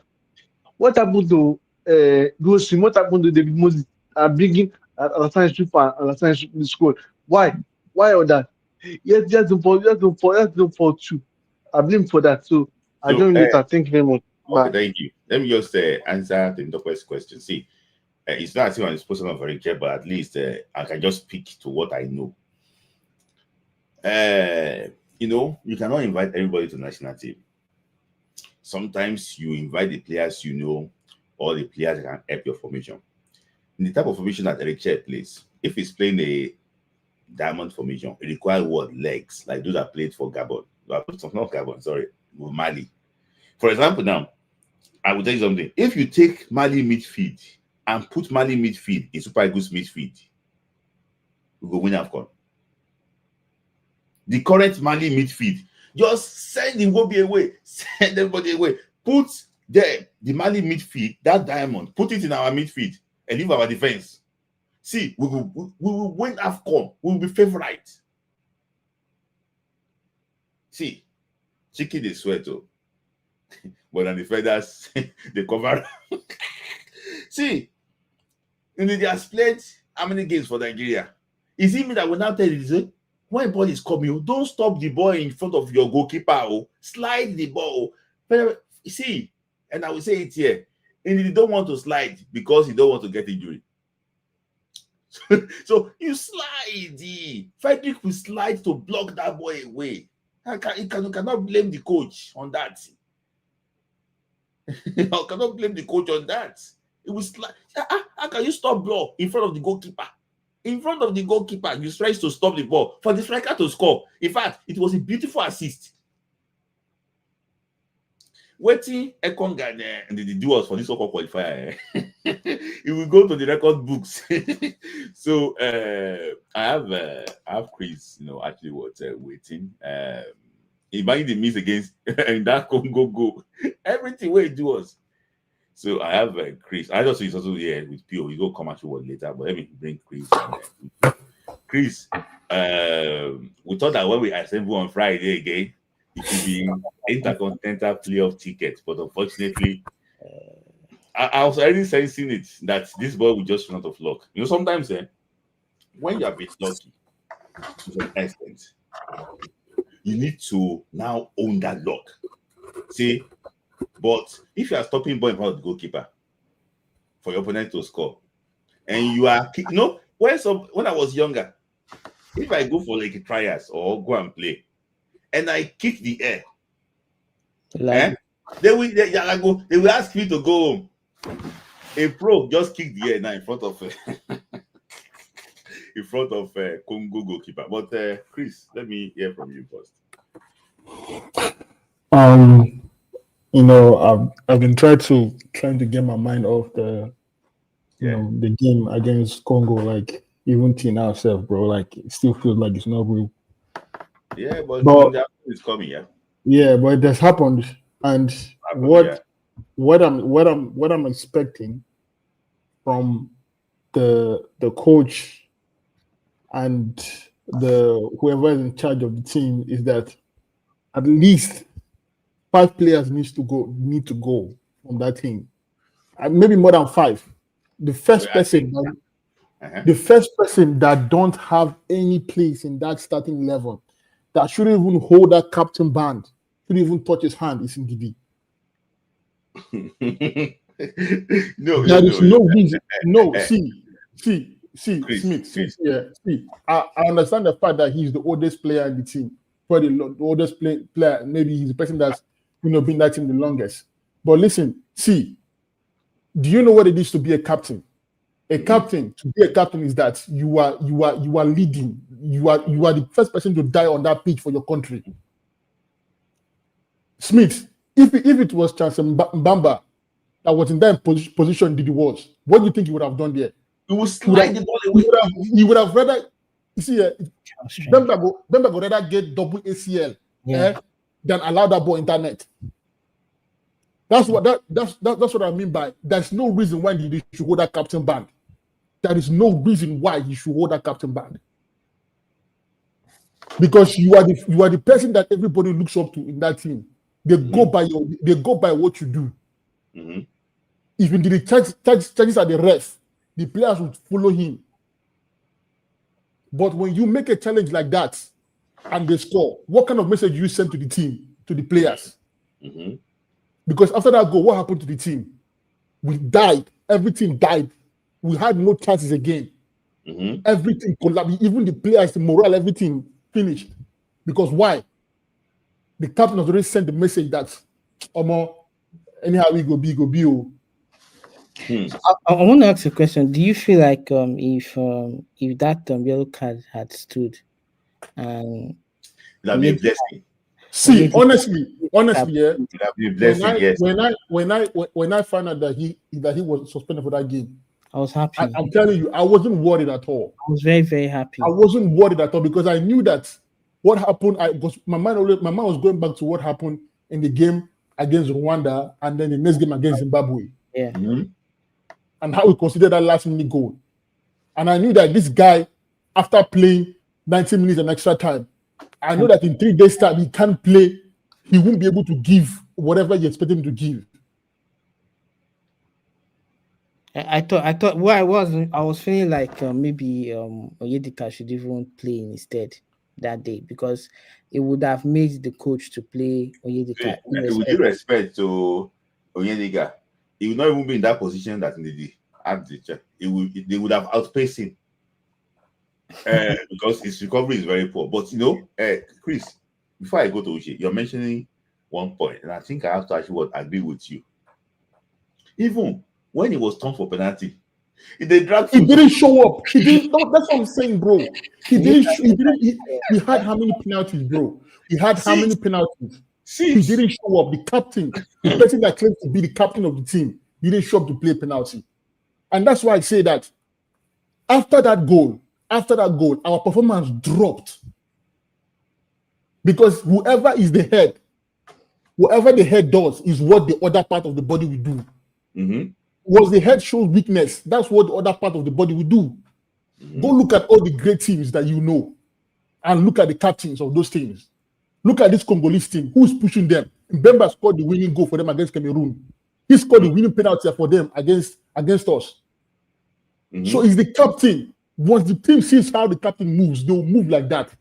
But if our captain is trapping the ball in front of the goalkeeper because he doesn't want to stretch, because he's scared of injury, what do you think the players will think? That means even before the game started, they're already looking at the game like, anyhow, where you be, make it be. The Congolese players, they scored. The Congolese players, they scored. and they were telling their fans to calm down. Calm down. See, Chris, it's like Chris was in the new exactly what I'm about to talk about. See, I don't want to say this thing here so that the person that giving that information, is a very close ally of this super good player, So, but I don't need to say much. I think Uche and Chris already know the player. I'm sorry, spoken about the player. So the issue is that the boy is probably was thinking himself, say this super good said they don't even pay himself. I mean, maybe probably, But for me, I don't see enough commitment in front. That is, in Bemba we slide. That's Onyeka ball. So as they slide, that was the reason why. Now he touched it. Yeah, touched him. Yes, I got deflected. You can see clearly that there was no desire there. But finish. I want to ask one question, Chris. I want to finish your thoughts. So going back to what I was saying, you can tell from the Congolese team that they've already won that game. Mentally, they have won that game. Yeah. Because you can see even when they took off Bekambu, he didn't complain. Yeah. He told the next guy that is coming that here in this pitch, will die here. And this Bekambu was born in France, so exactly what I'm saying. So you can see that those in their head already, they know that we are winning this game. They know that this game, they have won that game already.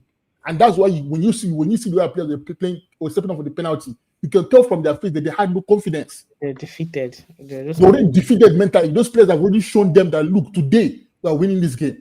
Like the penalty that was sure we're going to miss. You see, and what's his name? Ajayi. Immediately Ajayi stepped up, and I knew the ball was done. So for me, AFCON. So did they allow Ajayi to go and take penalty? Yeah. And that's your captain. And that's the captain. And another thing again, like I said, after speaking about Ndidi, Shemia Ajayi, I'm sorry, bro. Like, it's over, man.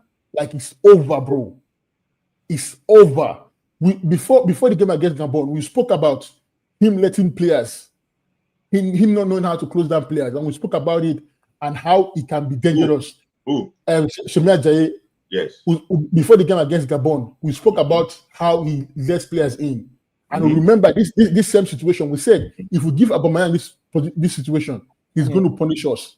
And he did the same thing. If you go back to watch the game we played against Gabon, we had the same situation, but who took care of it?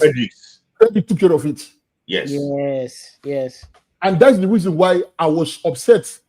For me, I would have preferred we play the same defense we played against Gabon. For me personally, I would have preferred we play the same defense. Because it wasn't comfortable with Osai Samuel. The goal considered against Gabon was not. We can't blame Osai Samuel for that because he dealt with the ball. But Ejike would have been there to support, to take to clear the second ball, but he wasn't there, so we can't blame Osai Samuel for that. I think it was even after that play that Osai Samuel became scared. But throughout the whole match, it was so for me. This is my very good friend. Sorry, when you say shout out to my very good friend from Ghana, signalist from Ghana. I hope to see you in Morocco, Jima. Congratulations that we are going to the World Cup. You can now come here and come and visit us. So don't worry, my friend. Signalist from Ghana. We hope to see you in Morocco. So I want to ask you this question, Chris, because I know that I don't want to ask you later. After maybe you come back later to add it, but I'm still going to ask you later. But I want to ask you some now. Do you think Ejike really covered himself in glory? Nope, he didn't. He didn't. He didn't at all. He didn't at all. He did. And again, I'm not gonna sit here and not give him his own share of of what do you call it this thing, because he was played on the wrong not on the favorable position. You understand? So somehow we can say, okay, maybe that's the reason why. But then again, there's some things that you expect as a player to do, like simple things you're supposed to do. There was a situation where we had like a break, a counter, and all you needed to do was hold the ball. And there were players, Benjamin was making a run. I don't know what he was doing. There was no pressure, nothing. He just lost the ball. When you make, and this is going back to what we were talking about last episode before the Congolese game. We said something about when you come into a team and you get an opportunity, it's not about you getting a goal for the first game you play. You have to keep doing what you should. You have to keep performing, because the thing is that now the way football is right now, you can score 3 goals today. If the next 2 games you do anyhow, nobody would remember that. They would say that one you did was a fluke. Okay, Chris, I still have a lot of things loaded the air that she would ask you. I know that even when some other people also come on too, you have 1 or 2 things that she would to say from their own comments. But I want to ask you a question, because the coach wants new blood in the team. He thinks that the midfield is killing this team. And I said this thing before Uche. I can see Uche's reaction when I was saying it, that if you take our midfield out completely with Iwobi in everybody, and you put Mali midfield there, do you think that that team would have dealt with Congo? Yes. See, another thing definitely would have done. And another thing again is that Iwobi, it is time for you to start fighting for your spot on the team. There is no reason why Iwobi should be a starter for us in 2025. Yeah. Because let's look at Iwobi here, his career for Super Eagles. Let's forget the fact that he's always available, because if you're a footballer and you are fit, you're supposed to be available. That shouldn't be a reason for you to give someone kudos and say, Iwobi is always available for us. That's what you do. You're supposed to be available. You putting in good performances is what we expect from you. But if you're not putting, when was the last time Iwobi had like an iconic moment for Nigeria, where he had like a game where we said, it was the qualifiers against Cameroon. Zambia. Yeah, the 2-1. The 2-1. That was the last time Iwobi had any major contribution that we said, Iwobi. Since then, what has he done? What has Iwobi done for us? Like, in terms of like in that midfield, name one game that you can say that Iwobi played that we said, man, this guy did what? Name one game. Even to press, he can't press.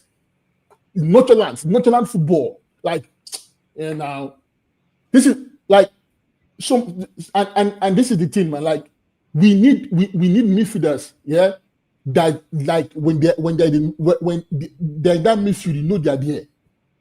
When I watch Aki Samiro and Pesa, you see the way he plays football. You see the way he's always there. Everywhere he's there. So Smith, bro, like I'm tired of these guys, man. I'm tired, bro. Like I'm tired. On the funny notes, before I take a Uche, one person said that when Iwobi performed well against Benin Republic, say instead for him to celebrate, he was crying. Just because you know that it's going to be 10 years after. Before, sorry, Chukwu, sorry. It's going to be 10 years after before he performed well against for Nigeria. Just because they're not consistent. But Chris, thank you. Don't go, because I still have to ask you some few questions towards the end of the show. Thank you, Chris. So, Uche. Yes. For me, remember that play that Bruno Yemachi did a pull out, and then Arokodare just played. I was like, imagine we were to swap Uche in that position. So it's more like I think it's high time we replace. Arokodare needs to stop coming. The reason why we'll be using Uche is I don't want you to put words in my mouth, but I would like to finish your thoughts. But because things are happening in the team now. Continue. Because Uche is more Uche is aggressive, and against that team, that's where we needed someone like Uche. Because Uche is not going to be a slouch, or you can hit like you saw how many balls we threw to what's his name, to Tolu, and he couldn't trap it, he couldn't bring it down. If you are to have someone in the specimen of Uche, you definitely know that you'll get a knockdown. Maybe even if he doesn't win everything, he'll be able to drop the ball down. So I feel like henceforth he should be introduced into the team. He doesn't have to play 2-4-7, but at least someone that can, when we need like extra body in the box 18, he'll be there to challenge for all those kind of balls. So that's in that situation that I feel like Maroko Dari. And I don't know why no one is inviting Eleni Kena of Okay, let me just say this thing. I think the coach already met with Lenny Kena. So, and it's part of the project, I can tell you. Okay. So, yeah. Because we need to have the coach too. The coach is doing well though. The coach met with Emea, but as at that time, the Dutch already convinced him. The boy already had the profile, so because already convinced him. So he said it down in the Russia in one interview. He said he met with the Nigerian coach in Strasbourg, and he explained to the coach that he was already progressed to the ranks when he was begging for flying goals. 17 when he was 17. I remember that he was begging for flying eagles opportunity, but those that time they were just catch and carry. Continue. Yeah. So then for the midfield, I think it's high time. What's his name? Indeed, he cannot give us back-to-back games. Indeed, he cannot give us back. Should be coming on. Yeah. So if he plays maybe one game, then the next 2 games he shouldn't play. So if we start in the group stage, he should play the first game. Then for me, I think it should just be like a cameo, just becoming yes, like cameo appearance. Yes, I think it should just be like a cameo appearance. Yes, be like a cameo appearance. But who is now going to man the midfield? Because you can't put he will be there. You can't put I'm not like to if you are playing Onyeka, you have to make sure that there are 2 bodies there. Yeah, when there was a Nigerian born player, and I will say it here now. Maybe probably when the whole thing comes out, you will see. He was watching that game too against Congo, and he was like, this is he believes that he can add something to this team, and just from watching the game against Congo, realizing that these are the players that he will compete with, and these are the teams that will play against, like this Noah Sadiki, and the boy and his dad already made up their mind to play for Nigeria. And I will not say the players now, but later you will see the player. Okay, Uche, continue. Yeah, so like the midfield needs bodies. Like the midfield needs bodies. We need to clean up that midfield. Like I feel henceforth, Iwobi should just play as a winger.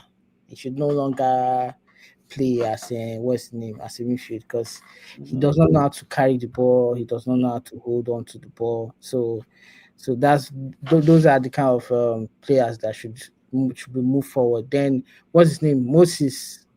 I think it's time for him to go. Like, I don't know whether to invite him for the next Nations Cup, but I think he's overdue. He does not know how to beat his man. It's like it's one trick.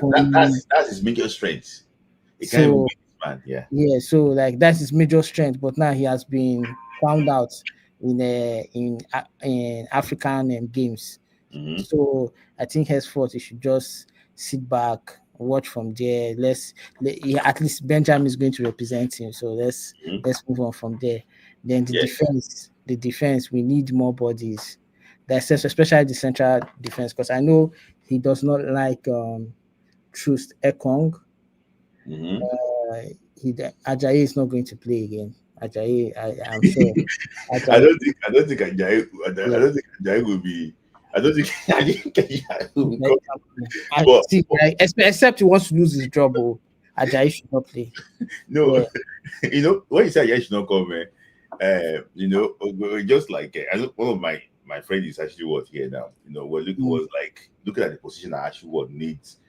He needs to actually reinforce, and I think center back, is part of the area that you mentioned. But SOS. Yes, then for the left back now we have bodies. Like the left back, we have bodies. Yeah. But for the right back, we need what's his name? Olai? No, because I'm not sure he will be ready for AFCON.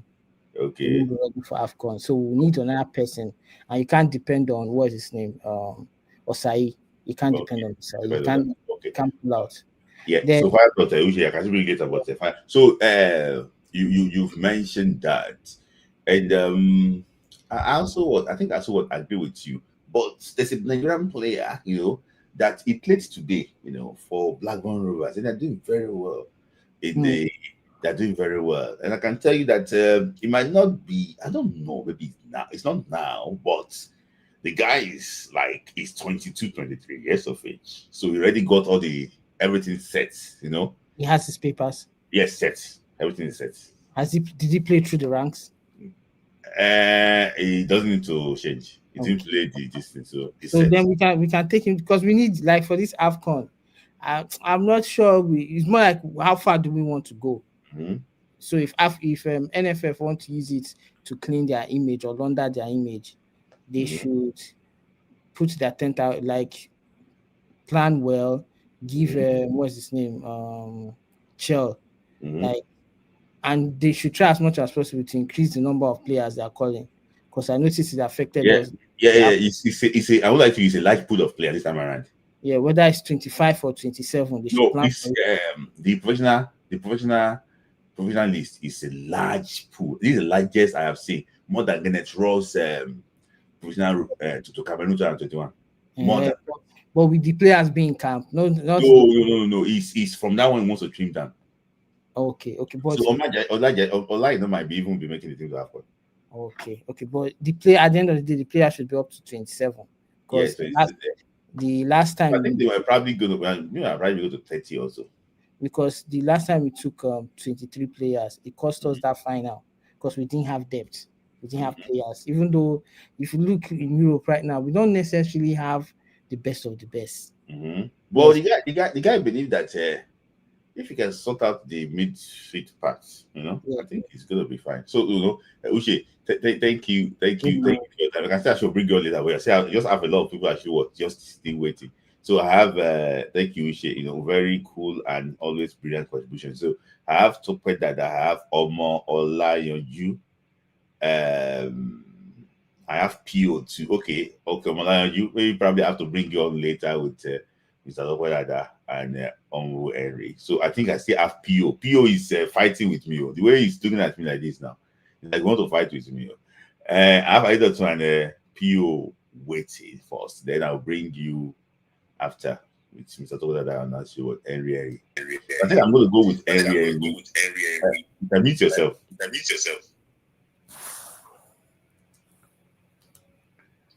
Yeah. So you can mute yourself. So you can lower the other YouTube to 0. Then just focus on here. So let me just before I go to PO, the YouTube that you are using to, can you reduce the volume to 0? Then just focus on this platform like.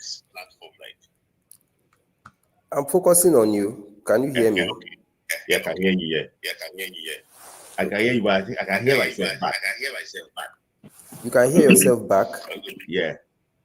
But don't worry. Maybe probably just talk. I will not say anything. But before you talk, sorry. Let me just think. Ms. Simon said that can be coming to join young football and sorry, continue, PO. I will not talk. Well, thanks for having me, Smith. This is my first time on your show. I think I've appeared on Ayo's show twice now.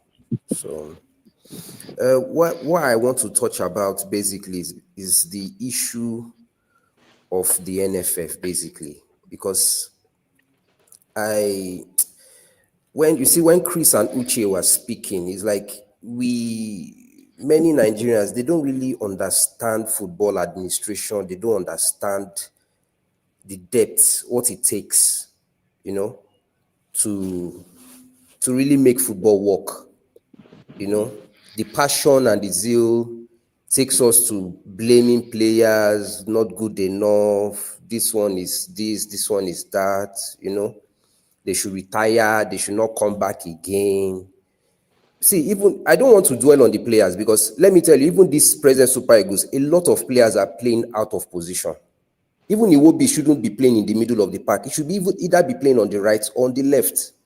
But I don't want to dwell on, because my problem is not the pool of players we have. My problem is, do we have world-class administrators? We're always looking for world-class players. Nobody's speaking of world-class administrators. Do we have that? Once you have that, you started, that is the first box you have to tick. We do not have that. Let me tell you a simple story. A very small. I'm sure Smith, I don't know how old you are, but at least I know you are not Gen Z. You see, one of the reasons why Clemens Westerhoff was successful is that he wasn't under any technical director. He wasn't under any NFA. It was then NFA.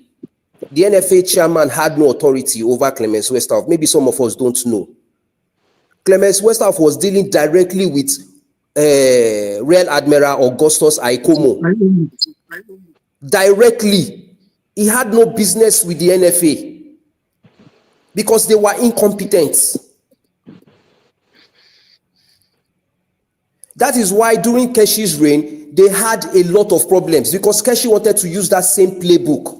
And Keshi was lucky that it worked out for him in winning the AFCON in 2013. He just used the playbook of Clemens Westerhoff. That was what Keshi did. He didn't stress himself. On Ayo's show, I told you guys that there is the pool we deal with mostly is the talent from home. I'm not trying to deny those in diaspora now. Yes, we have that now, which is good. A lot of countries are using that now. But the basic thing is to develop home first. That is how it works. Benjamin didn't fall from the sky. Benjamin is not a diaspora player. Benjamin was developed from home. From home. How many caps does that boy have? How many?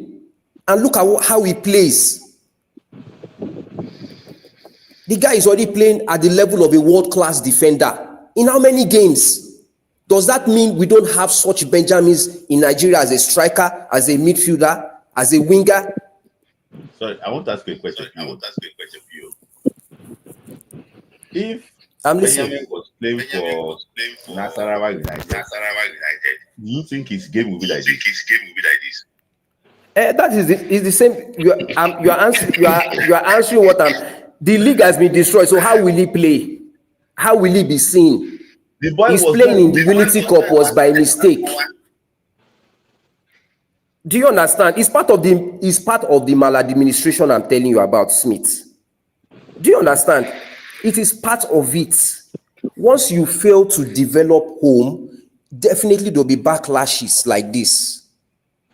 It is normal. It's not rocket science. Okay, let me give you 3 countries, and I'll give you like the specific things they focused on.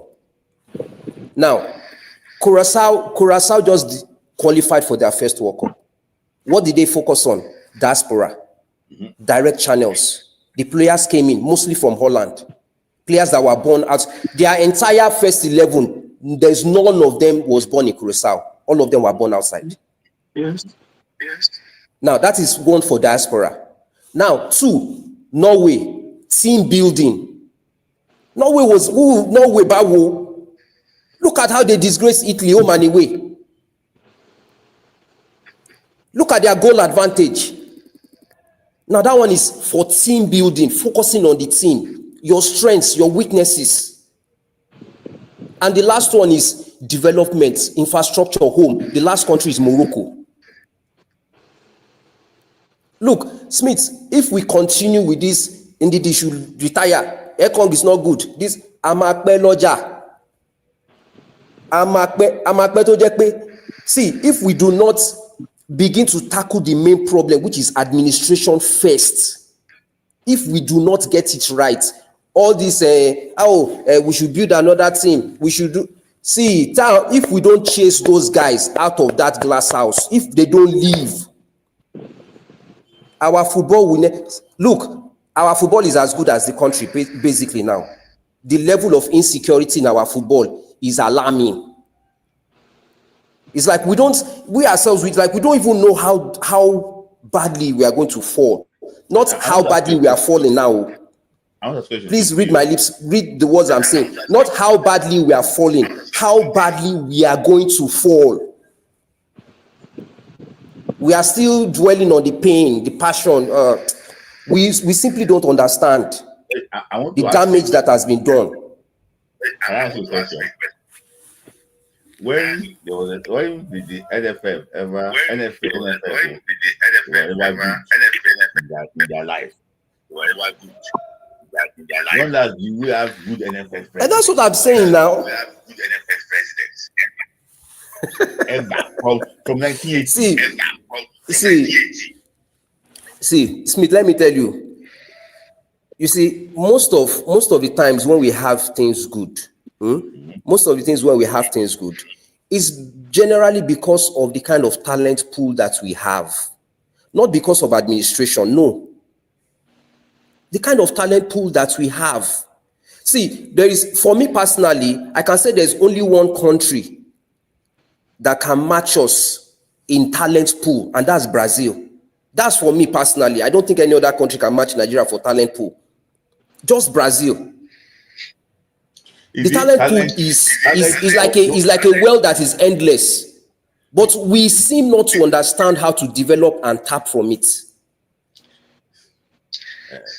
Theo, thank you for that. Let me just say something. The time we have talent, there was no night. If you're a night worker, at that time, you will be ashamed of being a night worker. You know what's no night worker? When we had talent, there was no people pressing computer there, you know. Different things have changed. Things are taking our youth away. A boy came for scouting. The boy came with something called throw in his eye. He wanted people to pick him. You know, I don't think you know those things. I like this. Look, Smith, all those things, this is football. You would always there will always be the bizarre. The priorities of our youth don't change. That's the reason that is why presently now football is shifting towards diaspora talents, not homegrown. Yeah. Do you understand? All the African countries are doing the same, from Senegal to Mali. Everybody's recruiting from outside. Yeah, I agree. So it's not as if it's particular to. It's not a Nigerian problem. I agree with you, you made us happy. Sorry, it's so funny with your contribution, but we just enjoy you. Thank you for your time. Thank you, Smith. All right, yeah. I like he told us before the qualifiers that you are not going anywhere.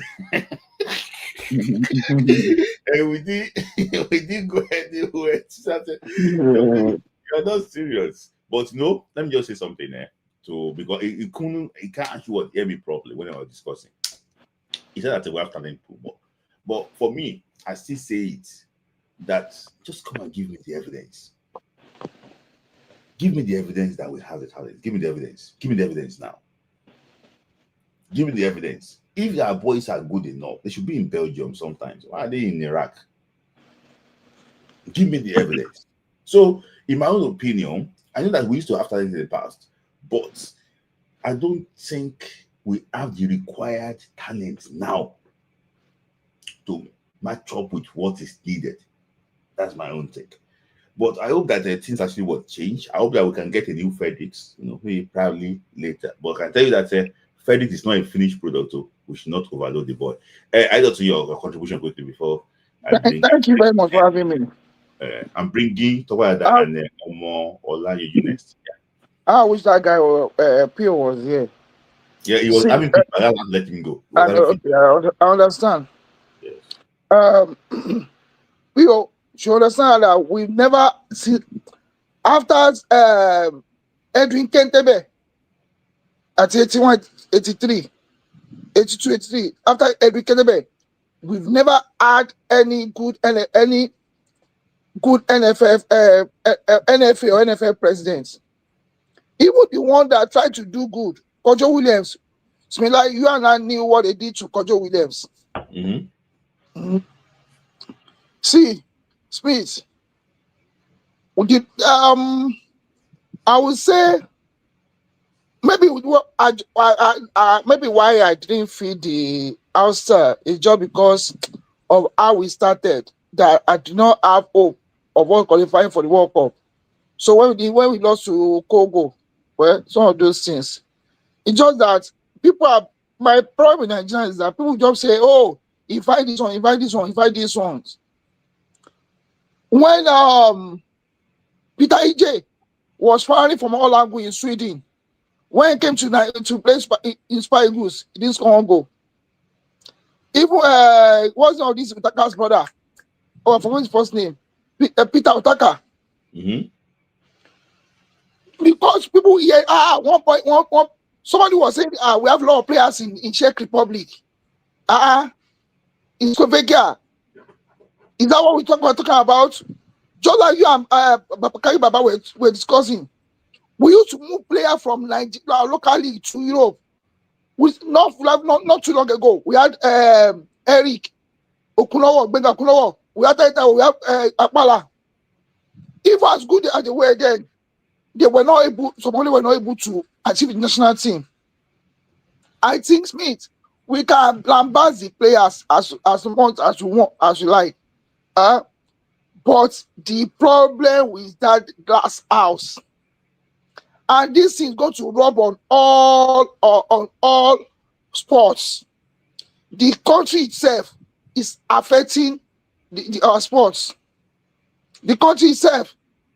Now we are shouting Falcons. We are shouting the Tigers.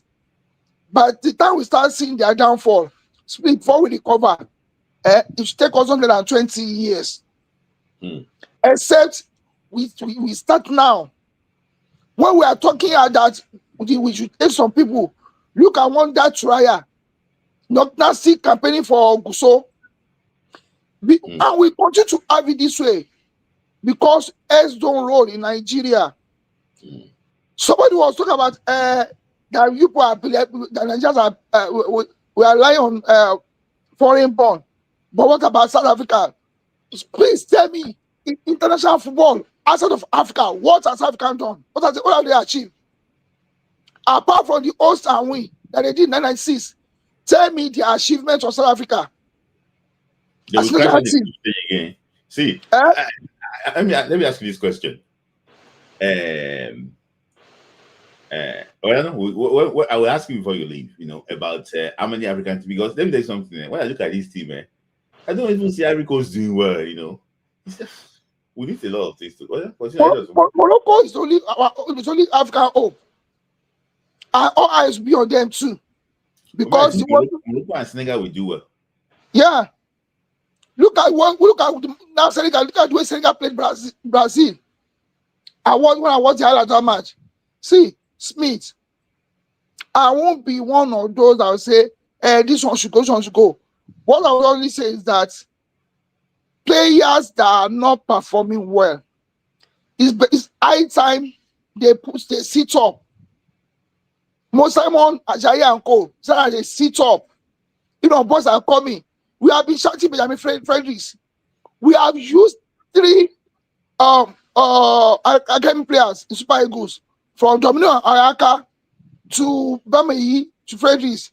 Only Fredericks got that luck that he was able to take advantage of that opportunity. Then how should we be using academy players in Super Eagles? No. Should we call it players from Luxembourg? No. What I want for us that if we cannot fix the hope, I think NFL should put a system that will attract the players. Show us shame last week that players refuse to trade because they refuse to pay them their bonuses. It's me like enter one area, we see that and say, so this how they be owing me. So we say, so this how they'll be owing me. Show of shame. show of shame. There should be a system, a program that will attract these guys. Smith, I'm telling you that I read the report. Morocco is still coming, Spain, France, and other European countries to still get more players to come and play for Morocco. And you know, I don't know. See, when it's like this issue of bonus, and we let us echo because you know, based on my information, it's like and they believe that they're not really happy with the way Ekong conducted himself when during that protest. But what I'm just saying is that you know, I don't know. This bonus wala, what is the problem with the bonus? Why do you want to take money that belongs to that person? This guy said something. One Nigerian player said that they came to his room to knock his room. Say, this is your bonus, but it's half pay. When you come back next, they will give you the other pay. Please. I said, why you give me half pay now? My room now, half pay. I said, you know what? The other senior players told us that you should go and collect your own first. So that take your own. Now say, so go and take half pay. Now say, okay, no. We could go meet those senior players. So he went to meet the senior players. When did he ask you to go and meet him half pay? Now, see, so they are going to individual rooms based on the ones where we say no too hard, so that they will sign and they will take the bonus. That was when they were still paying bonus in cash, not now that I have to transfer to your account like that. I can have it from a reliable source that they transfer money to a particular, you know, the NFL, and their money did not reflect it. So, you know, even the agent was saying that, you know, you cannot trust these people. Say they transfer money. It's not evening time. They have not seen money. So the guy has to go and talk to some people. He said you have paid salary. Where is the? You know, I don't want to mention. You guys will know the person. So you know, I don't know that was still exist. I agree with you. Like when you said they should involve players, the same Leon Balogun that spoke out, and because he spoke out, they asked him. No, they excluded from the team. No, you think now they will now go and tell him to go and work for them? Let me tell you something.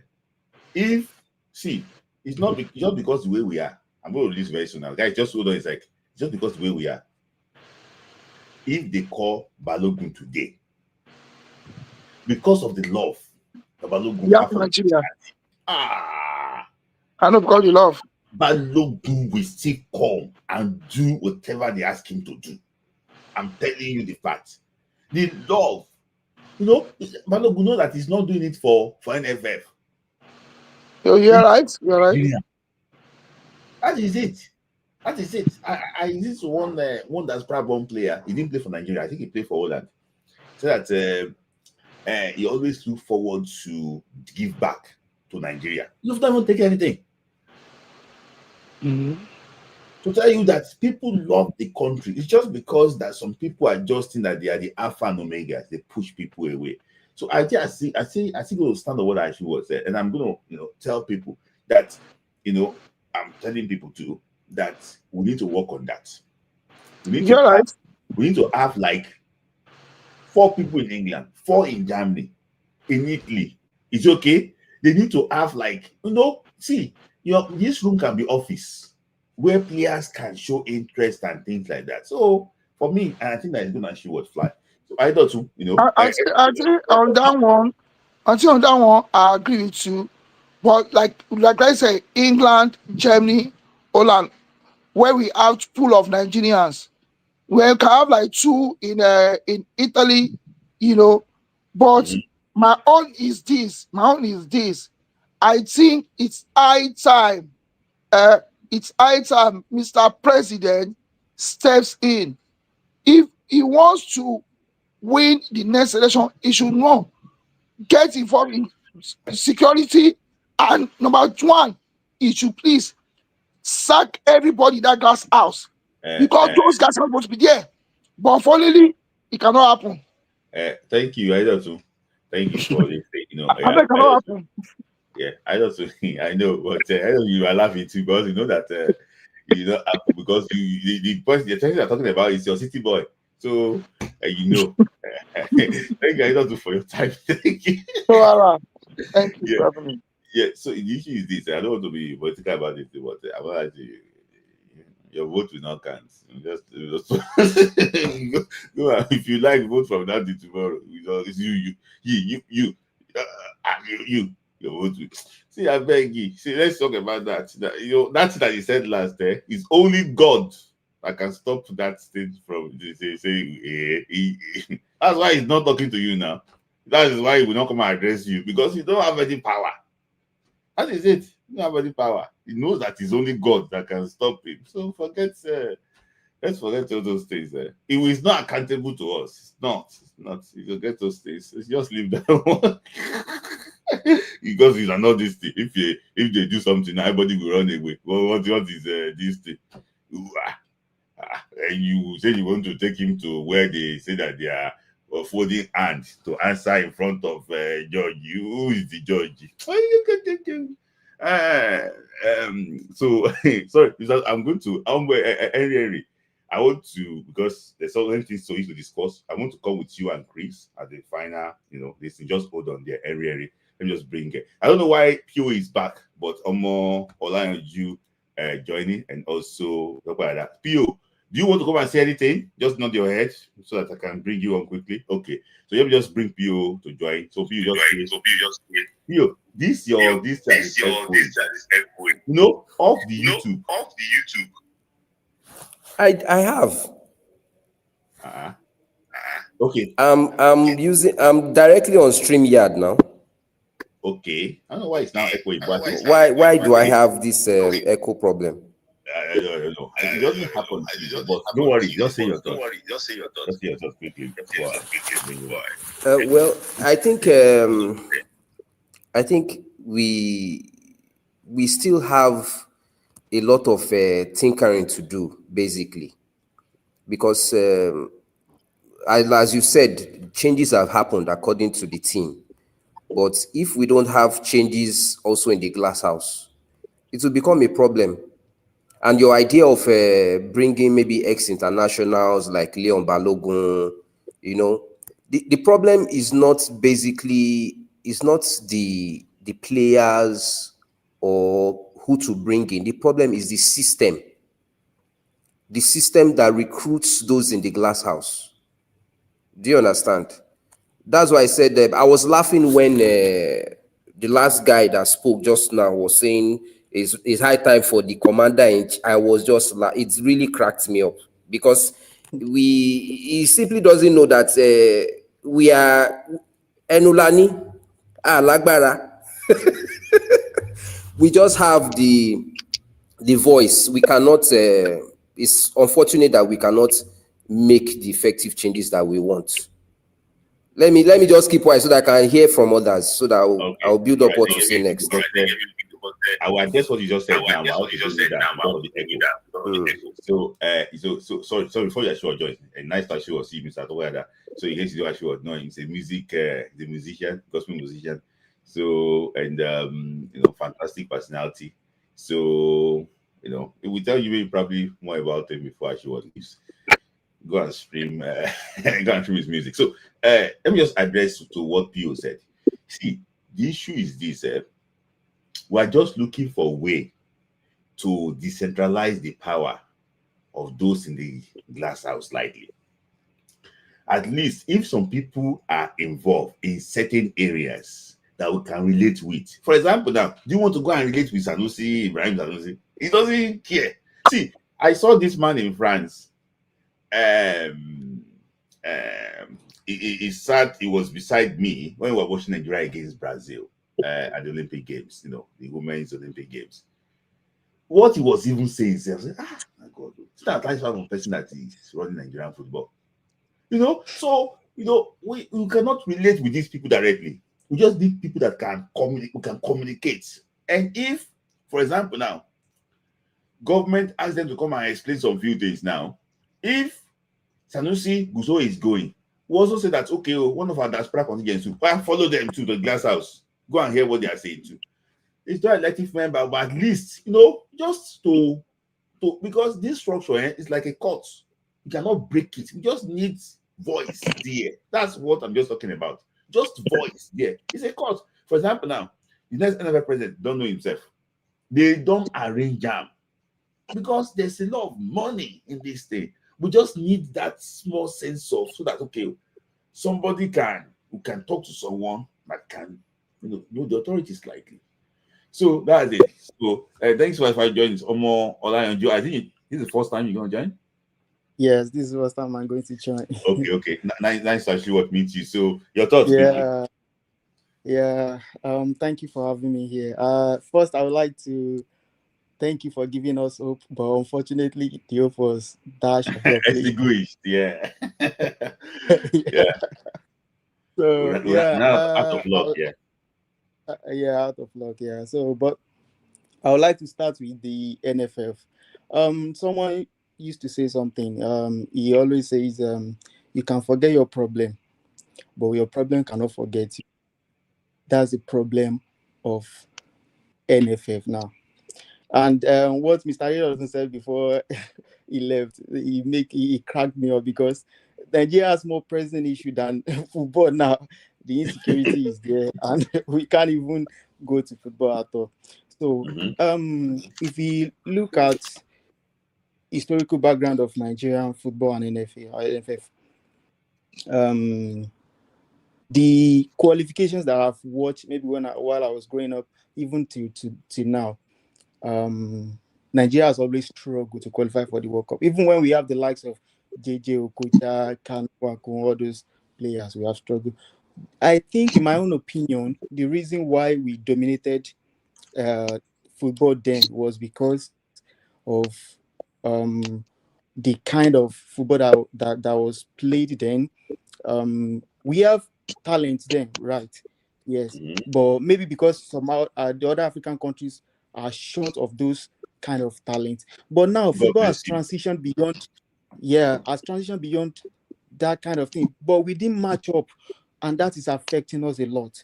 So I personally do not support the over reliance on abroad or on players from abroad, because if you look at it, there has never been an abroad player that has performed outstanding for Nigeria. All our outstanding players are homegrown. They are from Nigeria. But unfortunately, the NFF do not address this problem, and it's costing Nigeria a lot of problems in the national team. So maybe because people like you who have, I don't know if you have a direct connection with the NFF or you know someone. No, I just know someone that knows them. You know, direct connection.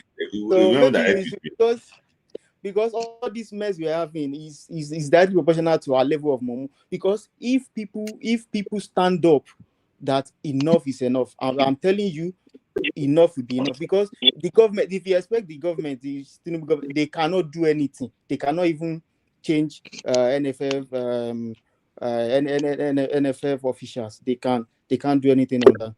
So developing our league is one thing. So if they try and invest in our leagues, maybe we could have players. Because I don't believe in extraordinary talent winning the African Cups, winning World Cup. Because even if extraordinary talent can win Africa, we have JJ Okocha, we have Nwankwo of this world. Even the so-called Sunday losers during their time, yes, they tried. They never progressed past the round of 16. So, but the current set of players that we have overestimated them. They are not what we think they are. The likes of Iwobi, all these players. So before you actually, I let you go. Let me just ask you some few questions. You made one point that the diasporas might not be the best. Also I don't agree with that. I want to ask you one question now. Okay. Between when Chukwueze and Saka, they came along at the same time. Yeah. Will you have Saka or Chukwueze? When this both started? Now even from Now, find the average from when they started to now. Who will you pick? of course, we prefer Sakana. So when Saka started with Chukwueze, and at that time we were saying that this boy that was playing left wing back for Arsenal, he can help Nigeria. We have one boy from Villarreal. I know that, I understand that, but I can tell you that if we were very serious there and we got Saka, all those things that we're talking about. But they cannot get Saka that time. No, I don't want to say some few things, so it would have happened though. This boy went on Sky Sports. They asked him on Sky Sports. You know that a normal Nigerian would be very timid and say, I don't want them to know that I'm thinking about Nigeria. They asked him that, will you play for Nigeria? Because there was one invitation that they invited him. The boy did not really honor. I'm talking about the England in this one. So they asked him then that, will you play for Nigeria? He said, will you play for England? He said, it will be very difficult. A boy that you not spend 1 naira on, he's saying that it's very difficult for him to choose England, that has played all his life in England. He has not been to Nigeria before, and he said that it's very difficult to choose Nigeria, to choose England. That was why Sky Sports then they came up with one picture. They put half wearing Nigerian jersey, just to tell you, it's just small things that you need. And I don't want to go into detail because some people here might have an idea of what is actually what happened. But you should understand as well, because these players sometimes they just make that public declaration just to attract interest from their priority country. I don't think same thing. Same thing. Eberechi Eze, he was in fact he was in camp with Eberechi Eze was never going to play for Nigeria, and I say it here. See, let me tell you something. But he was okay. Some players you will know. The boy in Chelsea is not. It's not. I don't think. Yeah, that one is. I don't even. The Eberechi situation.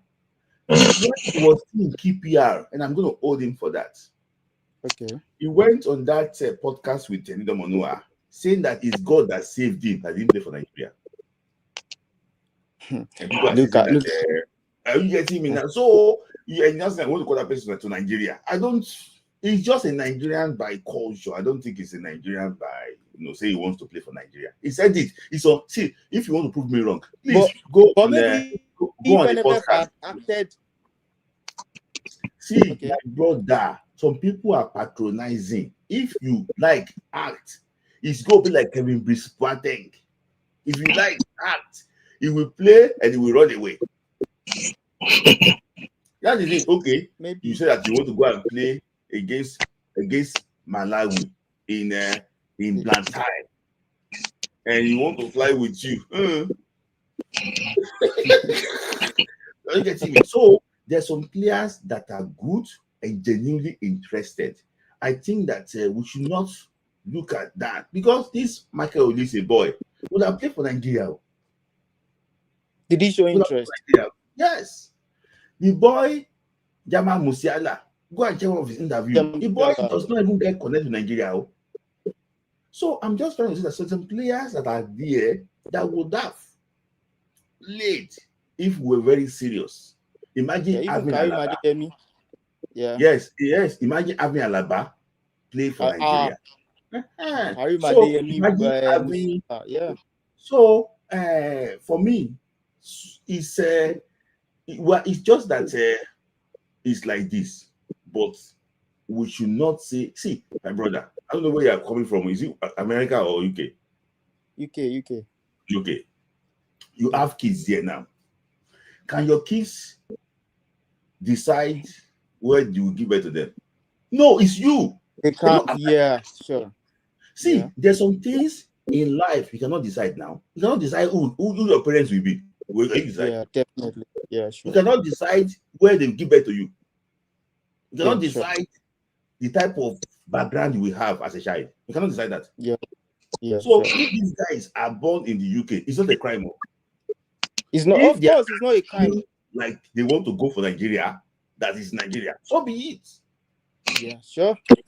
We cannot deny them of their citizenship rights. So as far as they want to represent their country. Yes. So I'm just saying that the rights you are giving to a boy in Ajegunle or in Sabinsa Forest, the same rights to give it to a boy eating chicken and chips in London. Yeah, but let them like, to be honest, the young guy is different. To be honest, you see, it will be. I mean, maybe according to the information from people who knew his family, they said he grew up in a good middle class family. So even if you see him on the pitch, the young guy is not there. The drive is not really there. He just like a regular performance. Those kind of performance are not. Look, I know you have. Yeah. So I want to say something about. Yeah. Well, we also say something that see, in terms of background, see, in this same Super Eagles, we saw some people that they grew up in a very humble background, and they are still doing what they are doing now in this current Super Eagles. That their background is so even humble that they are the most unserious player in the team. So background is not this thing. That's true. Mm-hmm. So thank you, Omo, and you. Thank you. Thank you for your time. Really, actually, I like your contribution. Thank you for your time. Thank you. Because of time. So, yes. So, let me just go. So, okay, yeah, nice to actually see you. Thanks for finding time. Good evening, sir.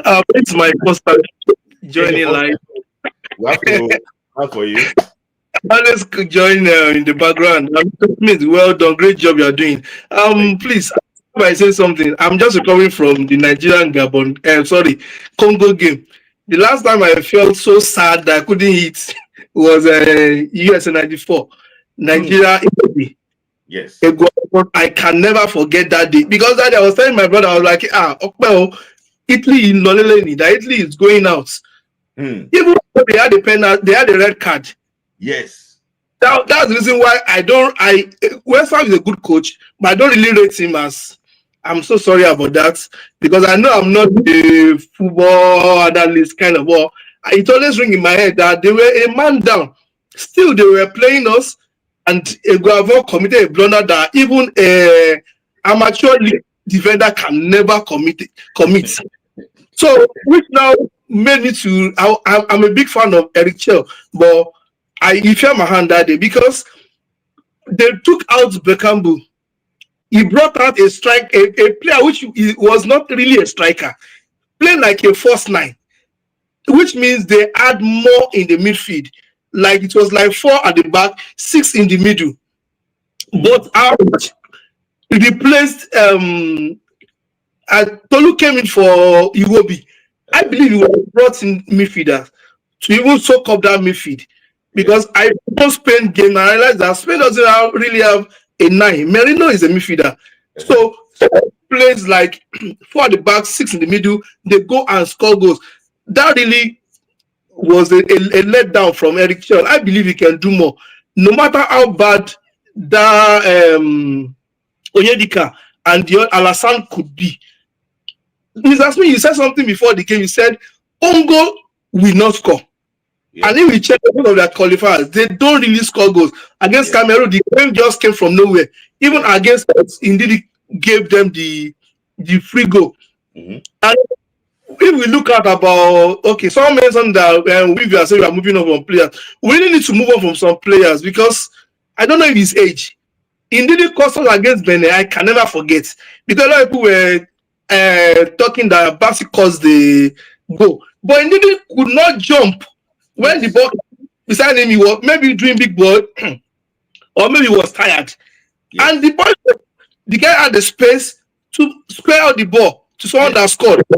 Even against Zimbabwe, he was the culprit. Yes. Congo, the same thing. Yes. I was saying someone that when Ndidi was ruled out initially, when we thought, I was so happy that thank God this guy is out. But when people were happy that he's playing, I was like, come on, this is going to be a big problem. And it really showed. He couldn't run. He couldn't mark. Because I was even thinking that, okay, our coach was playing a pattern like the AFCON that we should just get a loose ball. But I realized that they will pick ball from their own their goal post until they lose the ball. We couldn't take the ball off their leg. Yeah. Which really, and also secondly, because of time, about the diaspora player, I'm a big fan. I follow Morocco under 17, and I always check out the lineup. 99% of these boys were born abroad: Spain, Netherlands, France. I was in Morocco like June last year. I met a Moroccan guy. He told me, he said, the numbers of Moroccans that live in Morocco in France, that they are in millions. And even he said a time will come that those boys will not play for France. They will come home and they will make sure they trash everybody. And it's showing the one under 20. I remember when I was young in Ilorin doing ball boy. I can't forget when under 17 then they have open camps. Yes. They camp at Basin in Ilorin. I think Mr. Ivondi can know that place very well. They come there and those under 17 will be playing with MPFL club side friendly matches. They came to Ilorin in 1992 to play Kwara Bomba. I can't forget. That's when I saw Kano for the first time, but nobody knows him. But we are like, who are these guys? They even use phone. I remember there was one they hosted in Ilorin, Edo won. But where are those stuffs? And some of our people are saying we don't need diaspora. Go and check Suriname, Curacao, Comoros. 99% of their players are Comoros. I think they qualify for the World Cup now, Nations Cup rather. Yes. And I checked their list, their players. Either they are playing Division 2 in French League, which means Division 2 in French League and Championship in Premier. They are stronger than Czech League and all other leagues. Championship, there are so many players there now, full. But what are we doing? Even Curacao that qualify for check them now, Netherlands-born players. But we are doing a ram of a thing that we don't want foreign-born. How can we survive? The academies are just looking for their own means of making money. Yes. So indeed, Mosi, Simon, they need to just move on for real. And the quota system is not helping us. In this UK now, Mr. Smith, how many players in the English national team that are from West Yorkshire? You are zoning it West Yorkshire, Birmingham. It's quality over region. Yes. It's quality over region. I don't know. We need to do more scouting. I believe that's what could help us. Yes. Please, Mr. Smith, we don't know your connection. This diaspora thing, please, they need to start from the grassroots. You can't expect a player that has been playing in the first team to switch allegiance. It's not easy. It's not easy. It's not easy. So they should. It's a progression rather. Under 17, quickly cap them. Under 17, under 20, they are already in the system. They don't need to come to the country. There are so many Haiti players that have never set their foot on that land. Even their coach has not been in that country, and they qualified. Thank you so much. That's my Thank you. You can tell us more slightly about it before you leave. So that people can actually do more. Okay, thank you so much, Mr. Smith. My name is Tokwe Dada. I'm a gospel artist. I'm an author.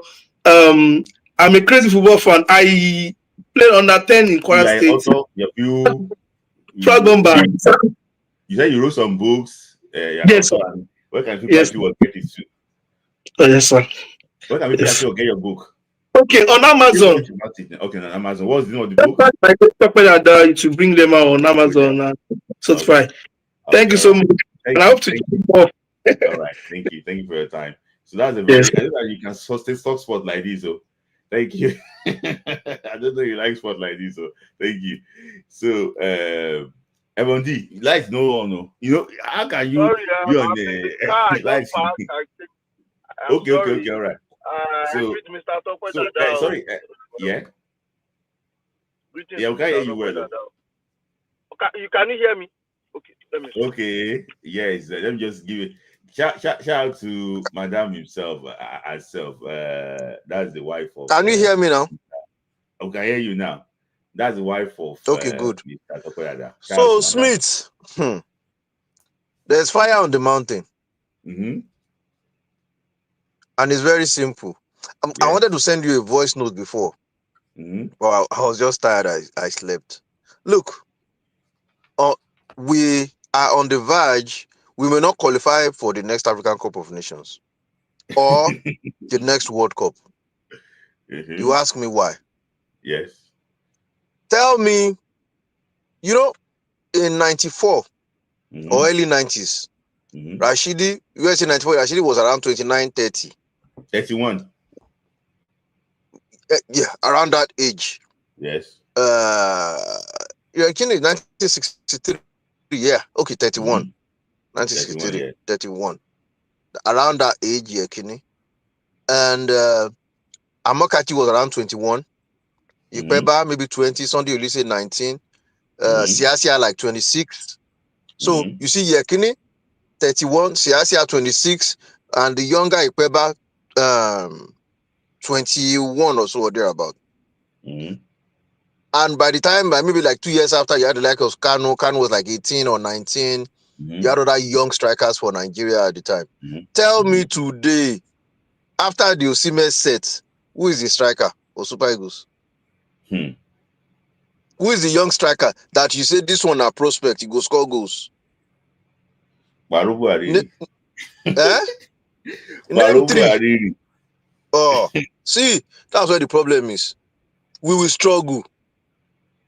After they left, maybe Basi and Co and this thing. Tell me the young person that's a good DM at the okay. Let's say the Akinsemiros of this world, but where is the playmaker that is like between 20 and 22?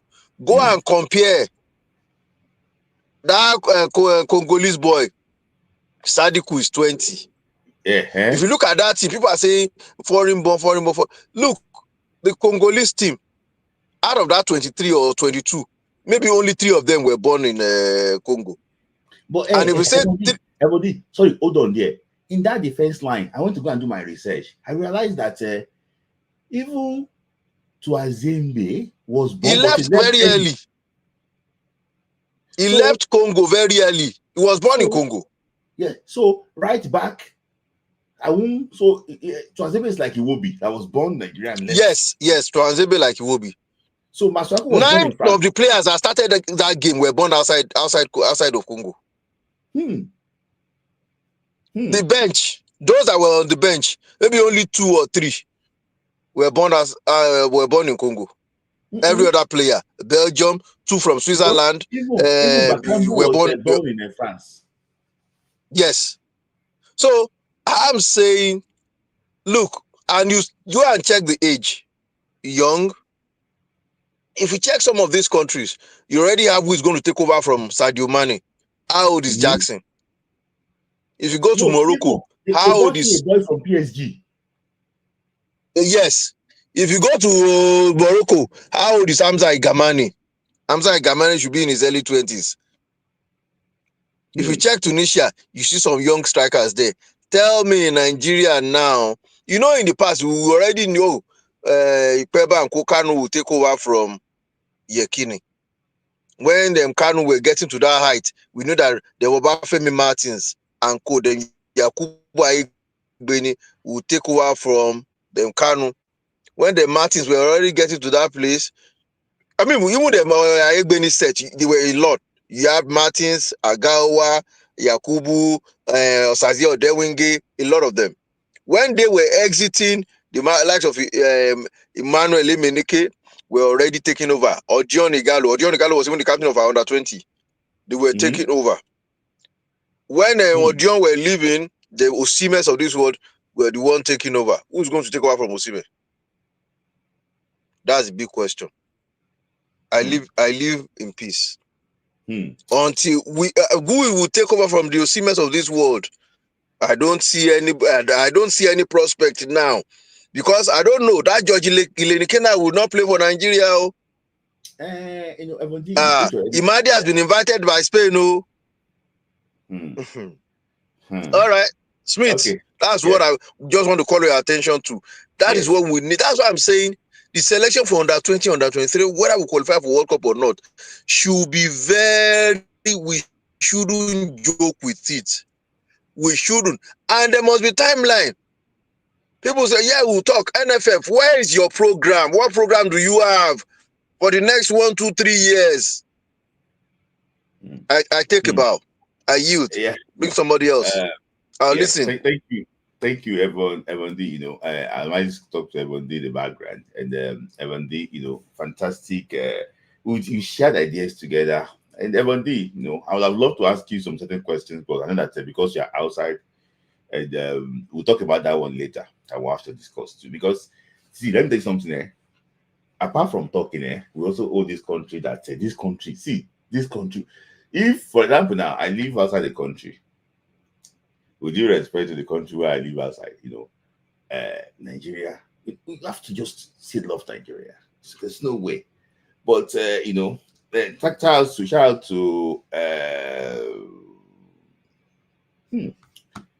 to TJ. Thank you for a super chat. I should really appreciate you, Tata. Thank you. TJ Gay, thank you for a super chat. I should appreciate you. Thank you for the love.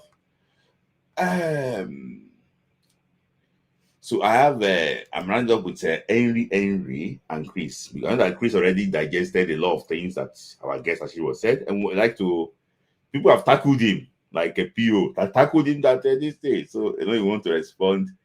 You want to respond to that, and also I have my very good friend. We were still dragging some few things. Henry. Hey, my brother, my friend. Thank you so much. We see you today. So because you're joining first, and I want to ask you what, and because I know that you want to say some few things, and I would want you to also talk about the under-17 Morocco and what you observe. I want to talk about that one too because you told me in the afternoon that, but so just take it from anywhere before you go there. I want to ask you about the underage, but just take it anywhere first. Yeah, thank you so much. You know, we're just coming from the back of the heartbreak. You know, now we suffer and pass. We made it this country. Yes. US, because really why Nigeria should come.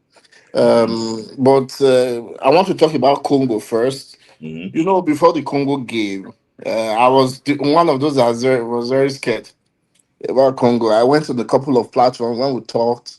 I was like, this Congo is not, I don't know, maybe it was only me that was seeing it. It wasn't a pushover, you understand? I know. Though they don't score a lot of goals, but remember, they also went to the playoffs the last time and they lost in the playoff. To Morocco. And to Morocco. Morocco also accused them of doing juju. Everybody have accused Congo of this. Yeah, so Morocco is they are bringing users to Morocco now for AFCON. They are already those say the way they did to Nigeria, they will do yeah, of which I felt even CAF should have acted after the second leg game. The way they were insulting, they were abusing the Congolese players when they were getting into the bus. Morocco was one of those, they were mocking them and they were saying they use voodoo, many of those things. You understand? So it's on YouTube. Check it. It's on YouTube. So I felt CAF should have even acted. You know, but Morocco has this privilege, right? You understand? Congo they're a solid team. That team, you have to bring your best. One of the things I said before the game was that I don't think we would win this game by not winning it. We actually have to score, beat them. I watched the game this week again, and Nigeria really played well in the first half. We got three chances to score. Chukwueze kicked the air 2 times, 1.5 times if you consider the second one when in GG. You understand? Those were very clear half chances that could have ended in the back of the net. That second one, the second, that in the was a clear chance. The second one also was a very good chance. But there was one when Chukwueze kicked the air. We were on top of the game. You understand? Chukwueze was stepping in the midfield. Then all of a sudden, the second half came. They pushed Mbuku, the number 7, pushed him into midfield, and I don't know. Akko was still pressing. Then we just lost it. All of a sudden, you understand? Maybe that's why the coach was surprised. And this is where I will also take the part of our brother Tope Dada to say I felt Eric Shell should have managed the game a bit better. You Okay. understand? You know the strength of the players in your team. You understand? We don't dwell on what is. It's not. We dwell on the strength of the players. I know Okay. they have faults, but they have strengths. You understand? You have to maximize the strength. Mhm. Try as Mhm. much as possible. I felt if we had, since we lost Osimhen was a player that liked to press high, push press, speed, release me early, you understand? I like to command that. But since you lost the guy, Akko is in, I felt maybe look, try to slow down that game a bit. You understand? And so that it will create chances. That's when we would have struggled more in the midfield.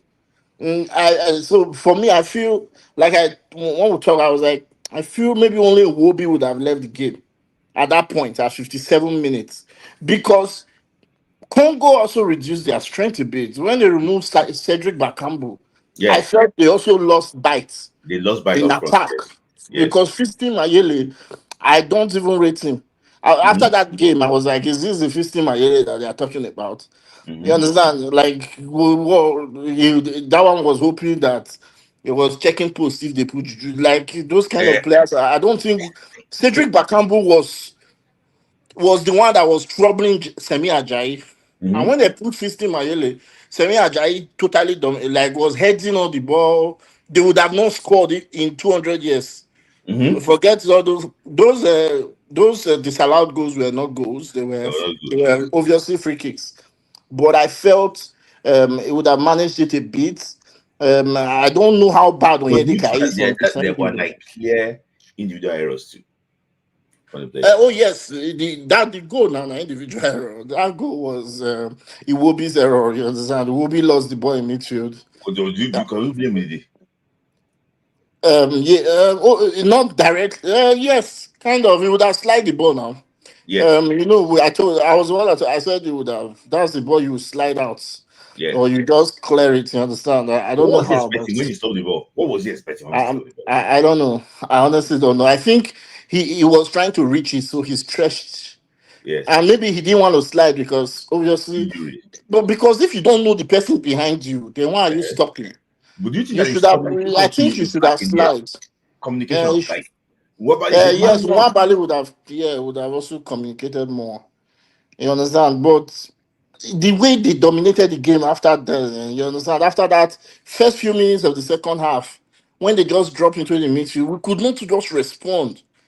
I don't know why. Honestly, it was embarrassing to see that the coach could not respond to that switch in the second half. You understand? Because I felt we would have chased them in that midfield. Because he played a game like that. He played, the first game against Rwanda that Mhm. Nigeria played was a bumpy in the midfield where nobody could allow the ball to settle in Mhm. that midfield. It was just kick. You understand? I felt we would have done that too. Yeah, no matter how bad Lukman and Chukwueze is, because the one you have in They're bench, bad than because they Simon and scored. Hey, Chukwu and Simon, no. Those ones, they didn't do anything. So I felt, yeah, I feel maybe you could have introduced them one after, maybe only one you need Mhm. as an outlet. You understand? Maybe someone like Ejuke or maybe Simon to try. But Simon would not. Even Lookman on his bad day, he was successful against around one Bissaka at least once or twice. Mhm. On those one-on-one. Mhm. Remember the ball? Yes. There was the ball he gave to Chukwueze, I think. He Yeah. beats Wan Bissaka. Yes. And that was weird because Wan Bissaka is very good on those Good one, one-on-one, one. right? But Yeah, but but 1v1. So yeah, I want to ask you this question. Uh, you know, if you want to do a combined 11, between Congo and Nigeria, the team that played that day, how many Nigerian players will be there? maybe Osimhen, Calvin Bassey. Calvin Bassey is better than Twanzebe for sure. Mhm. Osimhen, Mbemba was in the team of the tournament for the AFCON. I think Yeah, so. yeah. Yeah, But these Mbemba is people, a very good they have changed. defender. Oh. They have changed. Oh. There is no Kalulu there again. They have changed. Like they have changed the team. The team that You lost to know, Ivory Coast against during AFCON is not the same team. Not the They same. have Oh. changed it. You know, Sebastian the Sabre. I told you guys about him. I said I watched him in Uganda. You know, my one of the things that I think God blessed me with is being able to analyze. I work. This is my job, so I can see that the Sabre was doing a very against Uganda. When he was with Uganda, he did a very good job with Uganda. And when he moved to Congo, I was like, ah man, this guy. And the coach of Congo is a very good coach, notwithstanding. You You know, some of these recruits. people think Sa- that this thing, but this same Congo too took out Egypt in the last AFCON. Did they take out Egypt? I forgot. Yeah, they In did. the They did. in Cote d'Ivoire, Yes, they took out they're the one that Egypt. they're the one that knocked Egypt out. Yeah. Oh, you see, So because I underrated them a little bit because they allowed yeah, South Africa beat them. yes. They allowed because I was like, you should not. I don't. I still do not rate South Africa as a powerhouse in African football. No, You South Africa understand? I still South Africa don't play them during AFCON. they played them at third place. Okay, third place. Okay, third place. Okay, third place. Yeah, Yeah, so South Africa beat them on penalties in yeah. third place But with you and Wissa playing. they Yeah. had so many opportunities that day. I don't know. There's something actually what happened against Ivory Coast. It's that the Sebastian Debussy actually was gave them 1 day off. That 1 day off Oh, became I there. see. The hotel was a party. When they got to the game against Ivory Coast, they don't have any strength again. So that was I the can coach said that imagine. he will never give them 1 day off again. So when Nigeria was, Mhm. then Nigeria people were singing, they rush, where they were preparing. So They were very, and they remain on so that ground. And just to one more thing, and just to that point, you know, I remember Ida Peterson was on air one time in soccer when he talked about voodoo in football, and he said in '92 when they played Zaire or '94, I can't remember. That he went into the dressing room and he said, "See something, not be small thing." So I'm not saying it happens. I mean, everybody have the right to do what they want to do, but these are things that when you play them, they make you scared. They want to scare you by every means possible. yeah, But I think that game against Cote d'Ivoire that day, against DROC, the qualifier, I think we lost it by ourselves. Because I thought we started well. We started like a house on fire. We're just passing the ball, passing. All of a sudden, one or two changes, the three change affected the game. Osimhen leaving, then removing Lukman and Chukwueze also killed the game too. I don't know, but maybe one of them should have remained. Because Chukwueze is bad, but has some quality. You understand? I felt maybe I will speak for Oyedika. I think Oyedika because Oyedika came around the same time against South Africa and Uyo. And he tried to slow down the game and help him. I don't know if you remember the Finidi George match. yeah. I don't know if Onyedika would be that bad to just be not being able to defend or stuff. I feel maybe it could have been a game where to slow things down a little bit. But just moving on from that, I just on that your diaspora point, I've been one of those proponents that we should get the diaspora involved in Nigerian football, right? It's as easy as even dropping on their website, dropping a telephone number and say, and having trials abroad. You understand? When under 17 is since our NFF is very tournament based, when our under 17s they're also preparing. There's nothing bad if you fly the coach and two key players, go and play friendly games also. You understand? I think it's high time that our age grade will be playing friendlies alongside when the senior team is playing. It's an opportunity. They should be all. It doesn't need to be a serious game like a match where you have to put camera and everything, but a game where you get to see these talents. You Yeah. understand? So that they can all these things will work if we are selecting our under 17 and 20 coaches based on merit, right? Not the ones they do with Alius Beira and those kind of coaches will just come up from nowhere and just become coaches. I think we should select better coaches so Yeah. that those coaches that are not shy to talk to diaspora players. Yes. Because those are leaving they don't want to. You know how they just feel this boy. They'll say what's it, this one. You know how they do. They'll say it's not strong enough. Yes. Yeah, they say it's not. That's what they will always say. You understand? So because we need to really involve them in, and we missed out on that 20 opportunity. But in the future, we can't afford to miss it. You understand? We can't afford to miss it. And today, for example, Morocco, they lost. Brazil advanced. I was hoping that Morocco will be able to stop Brazil because of that. Our five times. Yeah, because Brazil is on 4.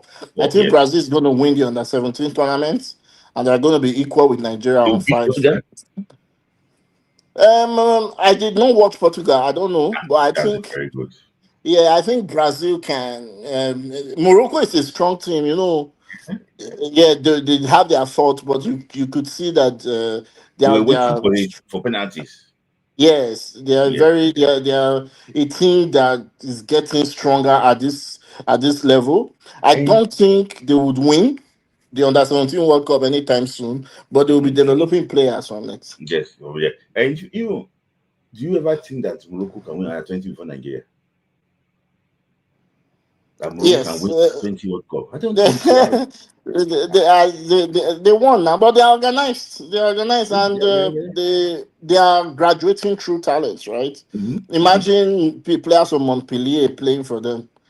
I don't know. And all these French clubs, you see, Algeria is doing the same now. You know, Morocco and Algeria. You know, once Morocco is trying to advance, Algeria is going to want to advance. And Algeria, did you ever think that Zinedine Zidane's son would play for Algeria?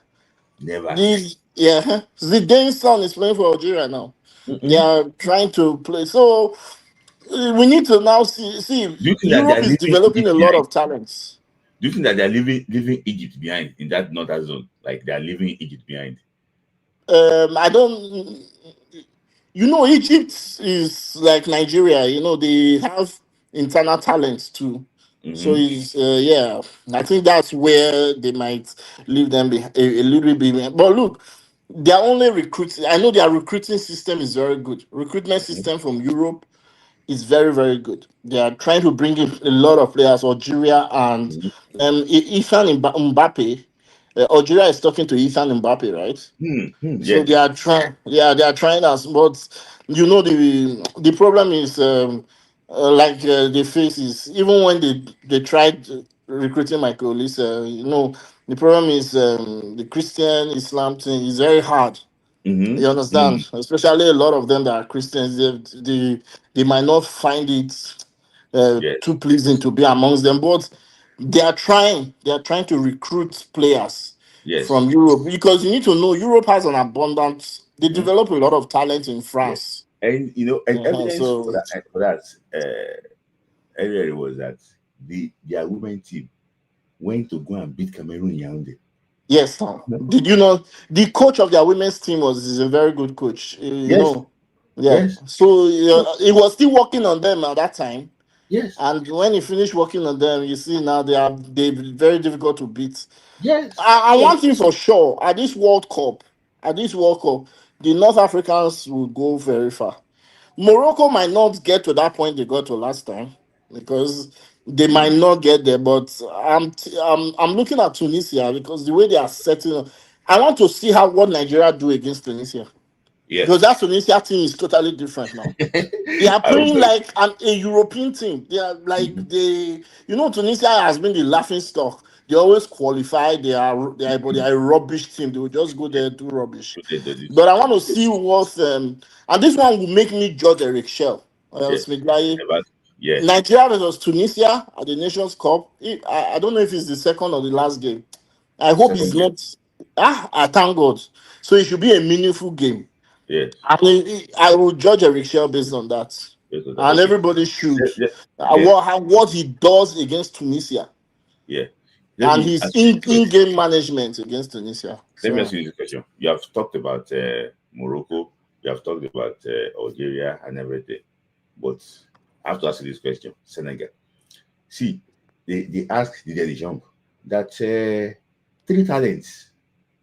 You know, the guy Mbaye from PSG, PSG, yeah. One guy from Strasbourg, 3 of them. They are leaving France for Senegal. And now I say, what's happening? The guys, they were Senegalese guys. This Jamasi Camara. I don't know, maybe you know Jamasi Yeah, Camara. Jamasi Camara, yeah. They have this big contingent. I think one of them is even coaching in I think he coached in Ligue 1 before. There's one. There's coaching in Habib Bai. He's coaching in. Bai. Yes. Yeah. So okay, the agent is Jamasi Camara. That's the agent of Jackson also. I think okay, I know. So they have this big contingent. So like these guys are studying France. No, that is what is surprising. This guy from Como told Spain no. Can somebody say no to that country for Nigeria? Nigeria, I don't know. Our own is just different. They say no to us all the time because Senegal. There's a lot of things Dakar. They are trying. Maybe they are trying. They are putting a lot of hard work in developing their country. I have a few Senegalese friends that for holiday they go to spend 6 weeks in Senegal. You understand? They always go every year. You understand? Home is very important to them. So maybe that's where the 2002 sets that got to the quarterfinal of the World Cup for Senegal, they all did not live abroad. A good number of them came to live in Senegal. Are you not seeing El Hadj Diouf? He's still in Senegal. You understand?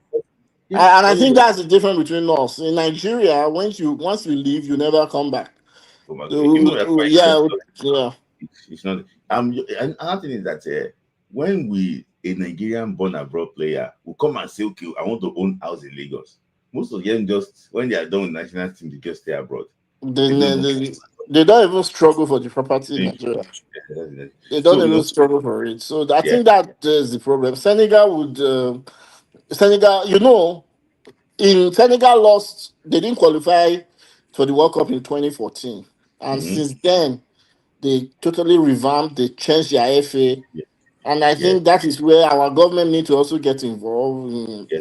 We change our FA. Like we need to change things. Unless the body language of the people on top, they don't really care, about if it's not something that has to do with 2027. It's nothing, exactly. Yeah, that's easy. Exactly. And at the end of the day, football is a money, so they spend money there. It's not. Yeah. They are not really, but unless they know that they are going to make money from. Yeah, for this thing. Yeah. Somebody asked me a question about Chukwemeka Ugeshuku and Team Irelugbo. If you don't put super chat, that's what I do. I'm not answering you. But thank you, Henry, for your time. Thank you. I really actually sure. Thank you so much. But let's talk behind the scenes. Sure, thanks. All right. Yeah. So Chris, like I said, I'm going to ask you what end the whole thing. So you have heard from okay, let me just give Sport Grinder the link because I always so you've heard everything. People have said that you are same players you go that you talk about it for the NFF, but in your absence too, I have to defend you that it's not the fault that the NFF is going to be very bad, but some players that you will take responsibility. For example, now if they have given you, if they don't give you the job, do that job now. They don't give you the job, do it now. They will not tell you to come and help to stop the ball. I hate to talk about him again and again. I want to praise him, but unfortunately, I cannot. But I want to ask you some few questions. I promise to ask you initially. The coach is thinking about, guys, what I wanted to get after Zimbabwe game, I never get them in the midfielders. The guys are still not reliable. What's the most urgent position national team? Is it the center back? Is it center midfielder? Or is it the striker? He wanted a second striker badly. I think right now the most important, I think where we need to reinforce is the midfield. We don't have, a out and out, good defensive midfielder that we can rely on. We don't have any creative. We don't have any creative midfielder. So we need midfielders, man. And there is no way we're even going to do anything with Ndidi, Onyeka, and Iwobi as our options in that midfield.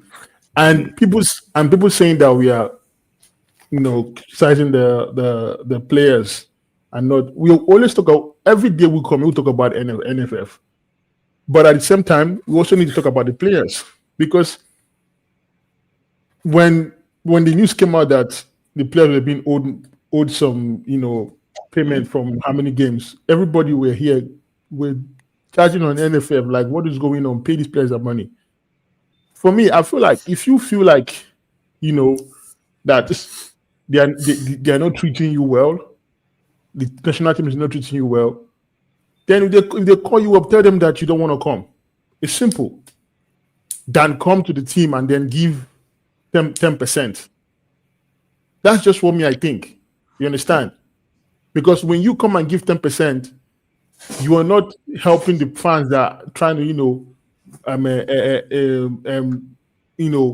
speak out for you guys. Mm-hmm. Because I said, like I repeat again, that stuff that he did, he will not do it at Besiktas. He won't do that. He won't do it at Leicester City. So somehow, are you doubting his full commitment for the national team? 100%. And also you can't blame him, because another thing again is that we have a what do you call it? We have a federation that don't put the players in mind, and that's why I said if you already know what you have back home. So if you're coming to play, it's either you're giving 100% or you say, you know what, because of the conditions of what is going on, I'm not going to honor this invitation. That I will respect it. Than for you to come and just the person that actually even pisses me off the most is Iwobi. Like Iwobi, when I look at Iwobi sometimes, I just get frustrated. Like I just get frustrated because he's the player there that I know that has, in terms of football education, he has better football education than almost everybody on that pitch, because he came up from a very good academy. Yeah. Okay. Chris, let me just ask this person so I won't disturb it again. Abuban 8865. Out of the players you mentioned, it's only the boy from Dortmund that is on the radar. So all those Leslie Bojuku and they are same. They are same. They are like Hope Akpan. I mean, sorry to mention the guy's name that played under late for Steve, because she said what, Chris, no, I try to end up with you, but because I put a link for Sports Grinder, a lot of people actually want click on that link and come again. But let me just ask you, Chris, how can they make up this AFCON? How can they make up at all? Like, what can they do in this AFCON to make up? They have the chance to make up. Me personally, in terms of the coach and the whole coaching staff and the federation, we just need to get reinforcements, get new players, good players to compete in that midfield. The thing with Nigeria is that what I've realized with Nigeria is that we will never run out of talent. Mm-hmm. Like, that is the thing. We will never run out of talent. We'll always have somebody that's going to pop out from nowhere when we think that everything is over. Yeah. We'll have to just pop out. Okay, yeah. That will just pop out from nowhere. So what I'm expecting going to this AFCON is that I don't want to see Semi Ajayi. And even if they call him up, there's no way he should be a guaranteed starter. Same applies with Ndidi. No disrespect. I have no disrespect to this guy, but I just feel like I can't remember the last time I like I said, same thing with Iwobi. I can't remember the last time when I can really recall that I said, okay, you know what, this guy was a very, you understand? Yeah. So yeah. Continue. So for me, we need competition. When I need competition, I don't mean that you can bring one Olu guy from Russian league that the only thing he knows is to run, or what do you call it? Educate that he gets the ball and then he forgets what he's supposed to do, or a striker, a tall striker that cannot time his header. I I don't want those ones. the day that one of my, I will say it here now because it's even online, so it's not about as if I'm saying bad things against a player. The day that IoT interviewed the UK, that's a long time ago now. He asked him this question. He said, would you prefer to make big impacts in your career, like be successful and the career should be very short, or not that good and was a long career? He picked a long career and not that. So that day you will know the players with what? With ambition. Because so, yeah. Yeah. You want to say something? I want to finish your thoughts and I want to ask No, yeah.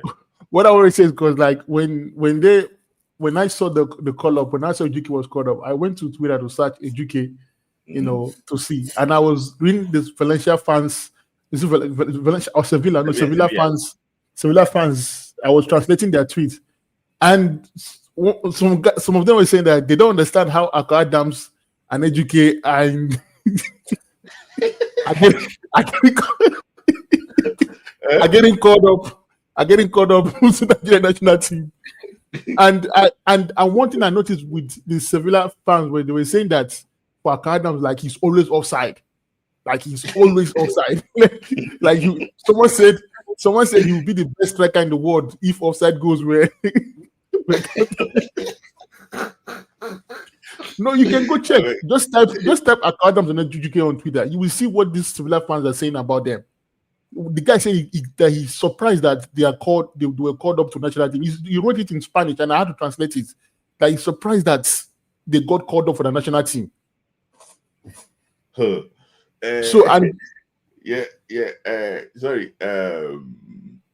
Just this time, I want to ask you a question before you go. Look at this state. I just want to ask you a question. It's about Spike say it's going to pick up.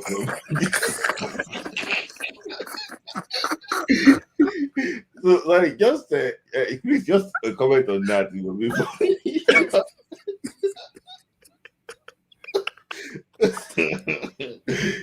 He said, "I will beat you mercilessly." I don't think these guys forget that they are stars, but.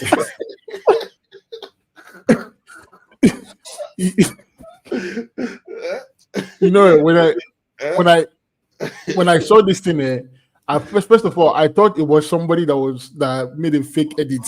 I was trying to, and then I had to go to his Instagram, and I clicked and I saw it, and I was just tired because I was like, "What do you mean by you think I'm a regular footballer? Like, what do you mean by that? I'm not a regular footballer. Like, what do you mean by that? That is by this thing. Like, what do you mean by I'm not a regular? I will beat you. Do you know, like, these are things like you can't even say. Like, it's something like this that if you say it, if you play for a club in Europe and you say something like that, the police is going to knock at your door immediately. Yes. Because this is a threat you're making to someone. You're making a threat. And then tomorrow now, when he doesn't get when he doesn't get signed by any top European club, they will not say it's because he's he's village people or it's because he's black. But look at what you're doing. It's the same thing. It's the same thing that we said about Osimhen when he made that live video. Yes, sir. When he was talking and then he started threatening his friend that I go nod you, let me all those kind of things like. Yes. Threatening his friend that I will nod you, make no nod, like all those things. Like this is something that no club, like we are in 2025. That like these days, like things that people get, like there's some things that some club cannot even risk it. Yes, they can't even risk to even sign you because they don't know that they don't know what you see. Look at Thomas Partey and Arsenal now. Yes, like this thing has really done a whole lot of giving Arsenal a whole lot of bad rep. But yes, now imagine Osimhen going on Instagram Live and start telling Arteta that, start talking something that because he saw something that's English media. And you know the way English media are. Those English media, you know the way they are. They will write something that will make Osimhen get angry. Osimhen will go live on Instagram and start threatening the writer. Thank you very for your time. And that's why I like us to end like a very funny note because this thing I want to comment on you before you leave. But that is thank you, Chris, for your time. Thank you.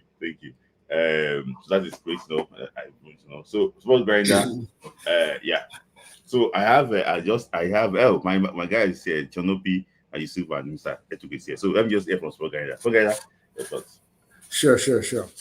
Yeah, I want to agree with Chris when we said Nigeria will never run out of talent. I know we are saying we don't have anything now, but I started doing some research and going back. If you look at 2002 World Cup period to 2006, if you were in 2002 and looked forward, you would be like, the future is kind of bleak because we didn't have players that period. But all of a sudden, players just started springing up. We started seeing all the CSK Moscow, Inakirere in Sporting, Martins just came up. But Odemwingie was already there in La Love, but he made a big move. Then it's like we took the under-20 serious, and in 2005 we had a very serious, like a very strong under-20. So everything just kind of came together and we built. So this NFF, even though we're But if you remember that year too, don't forget the investment of the local league there. Remember that we took a certain Enyiba to go and play Terminal. Yes, the local league was doing good too. Even at that time, the defense that stopped George Weah was Eric Ejiofor and Taribo West. But that defense didn't proceed too much. But it didn't proceed. I'm just talking about because Yobo and this guy Okoronkwo took over and then Nakirere. I'm just telling you how good the local scene was.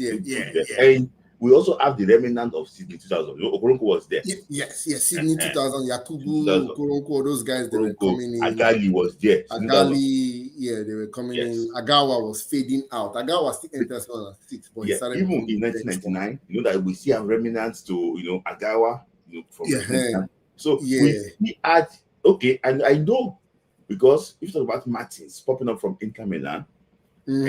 Makiwa from Modena. I think it was Modena. Makiwa was it Modena or Palermo? One of them. It was initially Modena before he went to Palermo.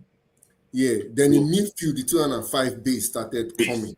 Then Obodo just came from nowhere because Obodo really Obodo was part of Keshi Ethiopia 2001. The 2001, but that team was not like. But that team was not like. It's almost like getting Bame. It's almost like getting maybe Bame or one person. But that time, some players ran away from that Keshi year. So Obodo was the product. That Samsung was part of it there. Samsung. Oh, he was in that team. He was meant to be there. He trained with the team. Okay. Because he kind of came back. He went. Taiwo was out.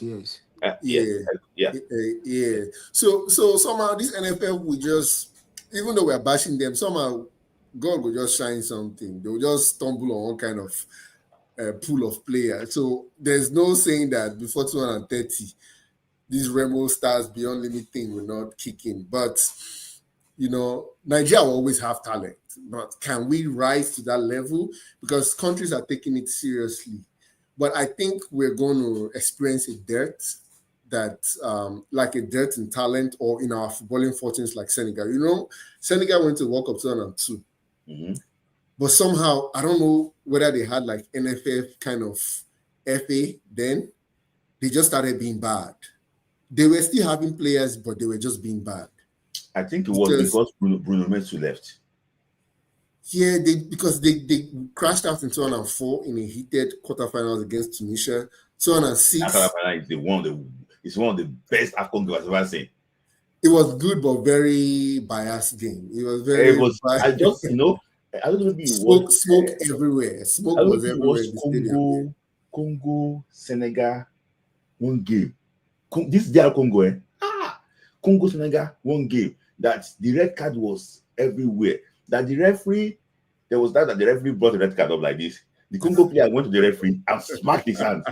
See, it was like 6 or 7 red cards. AFCON used to be brutal then.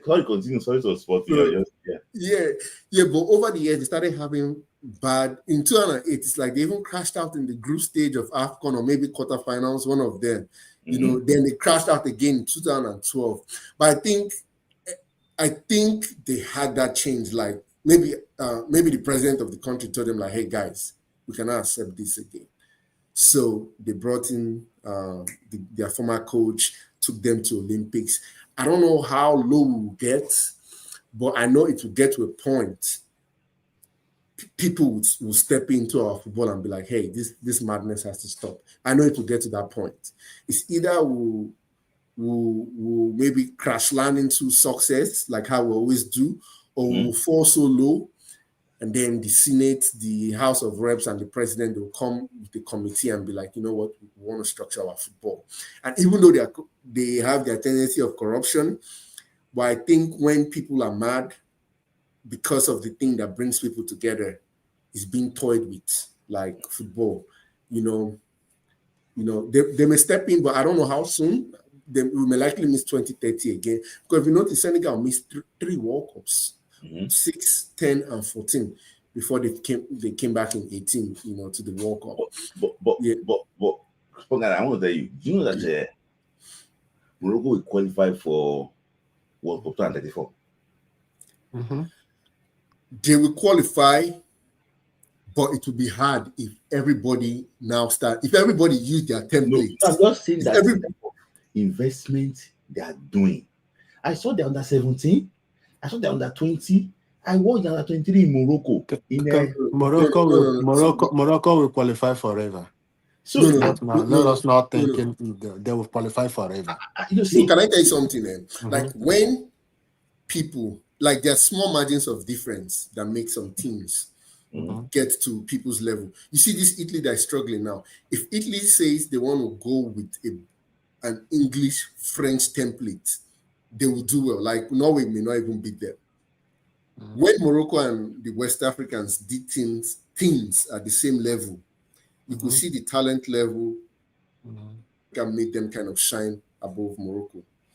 If West Africa decide to implement the template of Morocco and catch up with them, they will have a lot. Like, because it's 9 spots, they may still qualify. But if it was, say, 5 countries only qualifying, it will be very hard for Morocco to, because everybody's doing the same thing. I'm calling diaspora, I'm calling local, I have good local league. I'm calling, like, the only people that will be left off where we're now, South Africa. But Morocco will find it difficult if Mali, Cote d'Ivoire, Senegal, Nigeria, Ghana, everybody sits up, Burkina Faso sit up and say, we want to take this template like that. Yeah, but sports like that. I actually agree with you. But the issue is that we have to know ourselves that we don't have the capacity. See, we know if it's a very big thing, we don't have the capacity. Sport guy, how many West African teams are in this year's CAF Champions League group stage? But historically, West African countries don't really take club. Like, we don't take league and club serious like that. We are more national team focused. Let's forget our league. Now, let's look at the underage. I saw the way Burkina Faso was playing against Italy today. I was like, this Burkina Faso, maybe because they are using MRI. I don't know. But this is not. I saw Senegal play. I saw Uganda beating Senegal. Was it Uganda beating Senegal? Yeah, Uganda beat them 1-0. Yes, I saw that. This is not West Africa. This is not West Africa. See, one thing is not your thing. See, I look at it the way Morocco can win under 20 World Cup. In Nigeria, we had one of the best teams in 2005. Even in Saudi 89, we had a very good team. So I look at it that these people are doing something. It's like, let me tell you something, and I will tell you, see, they are taking football away from us. Oh, no, they've taken it away from us. We'll have to go back and get it from them. They are taking this football away from us. Those guys, you think that they don't see. Then, the reason why we could bounce back was because the margin between amateur and this thing is not really that wide. You know that we were playing when we didn't have players. Now we have droughts in 2012. 2011. Yeah, 2012. Right? Keshi had to use local. Yes. Remember that it was Fego Goody. That was Nami. Yeah, Fego Goody or Valerenga. Valerenga. Our defense was Sunshine Stars and Ado Den Hag. Even look at this guy there. there was one guy that played for that striker in Austria, Aaron Samuel. Yeah. So you have Hope Akpan from Reading, in that same team in 2015. Aluko was strong. It's sometimes when I see these draws, how we could beat Congo that day is this. We had superior player than them. When we used to beat them in Zaire, because our boys are bigger than them, we go with it. Now, how can we get players to Man City? Who is the next person to go to Man City? How can we get players to Arsenal? Who is the next person? See, if you watch Senegal against Congo in Kinshasa, Senegal showed to Congo that, come on, we are big boys. Yeah, they showed them, say, we are big boys because they had players from Villarreal, from this guy from Villarreal. They had this guy from Tottenham Hotspur. They showed them that they actually made Congo tired at home. Like you see how Congo made us tired. Senegal made Congo tired in their own house. So the issue I just see basically is that who is the next big player to join? Who is the next? Somebody that they took to Arsenal for Fida's team. He went there. Now shopping he was doing in London. I think he's now, I don't know where he's there somewhere. It's somebody's uncle. Anytime Nigeria lose, that is when he would now post. He would now post, yes. And then anytime Nigeria lose, he's seen him posting. So sports guys are final thoughts, so I can just rush through quickly. Final thoughts. So you said you're working on a proposal. No, I'm doing it small. It's just here and there. I'll read something. I'll put it inside document here and there. Yes. Then still using ChatGPT, scouting the internet and just coming up, fine-tuning things. But it's just because I'm bored. I don't even get anything what I do. So just in the night I work on it. Do you agree with me that we should have a diaspora section in the NFF? That's what all these guys are doing. We must. Like, okay, we don't need to do it like what you're saying. England, Germany, NFF will not do that. Just even have them to do one, and tell them to pick the country of their choice so that they can be traveling there. England, let them come to London. London office. They should not pay them. If they say that they cannot pay them, we from diaspora we will finance that section. We'll finance it. I was thinking of something. There was something this guy was doing, this team, Nigeria girl. I don't know whether I get problem with him, but he was always gathering players. Why can't we do that kind of thing? Like, we go buy jersey. Hey, and we can actually reach out to, because a lot of countries want to play on the 20 friendlies, but it's unofficial. It's unofficial. You can reach out to all these Thailand, all these other countries trying to come up. Hey, we have this diaspora team, although it's not under the NFF umbrella, but we are doing our own team. We are trying to gather players. Those players will want to come, and very soon the NFF will buy into it. Just give them green jersey, they're going to play. See, that is there. We also have names, but I will to think about that. Also, thank you. What you said, you are right. But I pray that any person doing it will have a genuine interest. That is the problem. It's not like you say we just want to come out. If you want to do it and cash out, no. No. Don't go to that. Even for cash out, then no. If they are doing it for the country in all, that's why I see that it should be volunteer. Everything there should be plain. I told you about the story.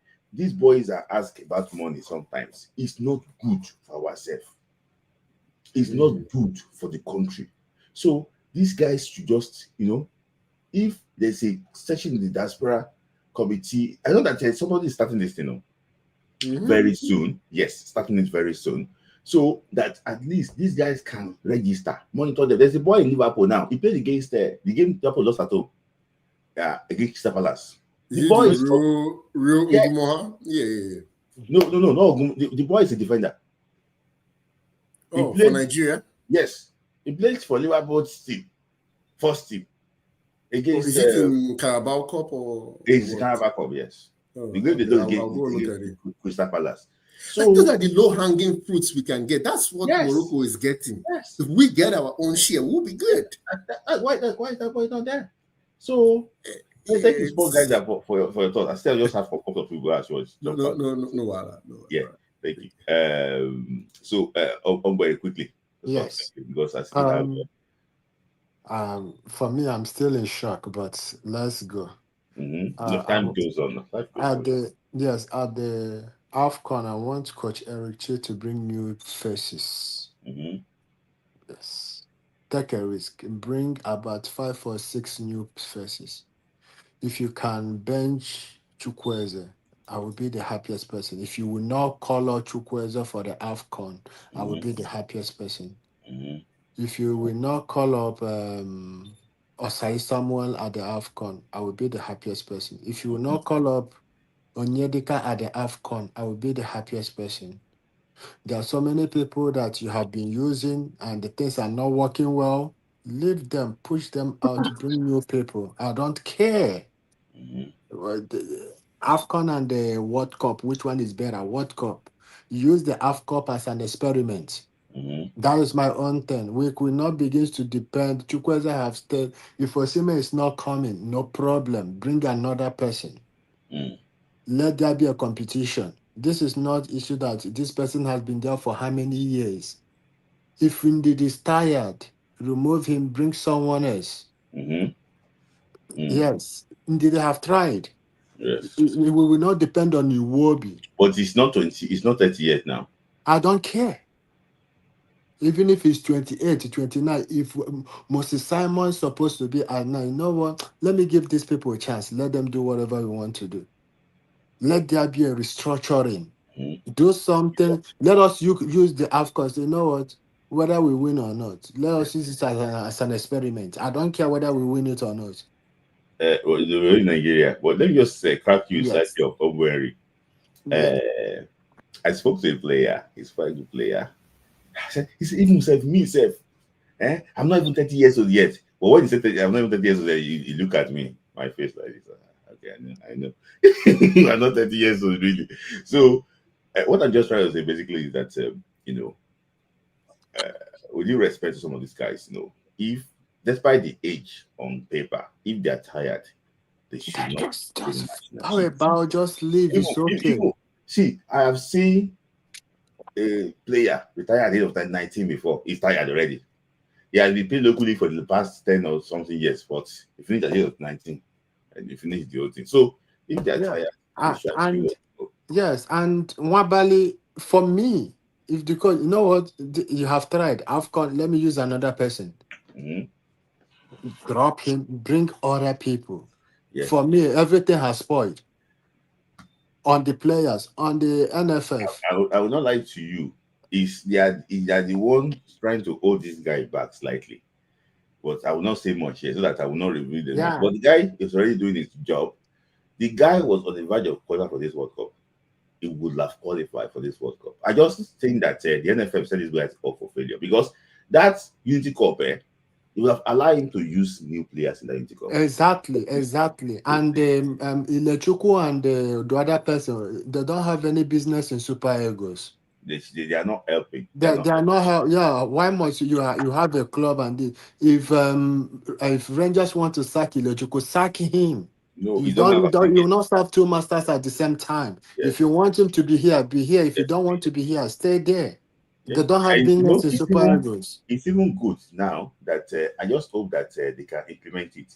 They don't want to employ those having clubs as national team coaches now. They want them to focus on national team jobs now. That's what they're talking about. Yes.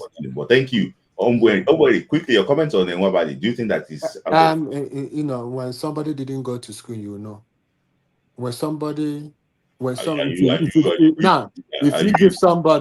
if you give somebody a power, you will know. Why did I say so? When people was congratulating Benjamin Frederick, was it Ekong said, big boys, congratulations. Moses Simon, big boys, congratulations. Osime, with names. Reaching Wabali's turn, he said, the last born in the house. To tell you, he wants power. When you give him power, he's gonna mess up. These are the kind of people that when you see them, you think that they can't do anything. Once you allow them to grow and have wings, Yes, you will see them, misbehaving. Thank Yes. you, worry. Today is the longest time for my shoot. Thank you. But I really enjoyed it. Thank you.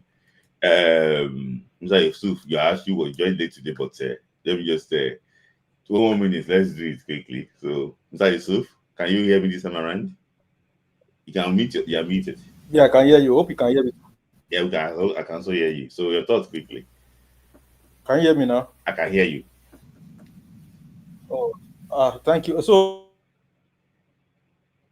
quick one because of time. So, yeah. You changed location, right? And Salam, so it's not here today. Salam, so they take care. Maybe okay. I mean, can just talk. Let me see. Just talk. Don't wait for me to reply. Just talk.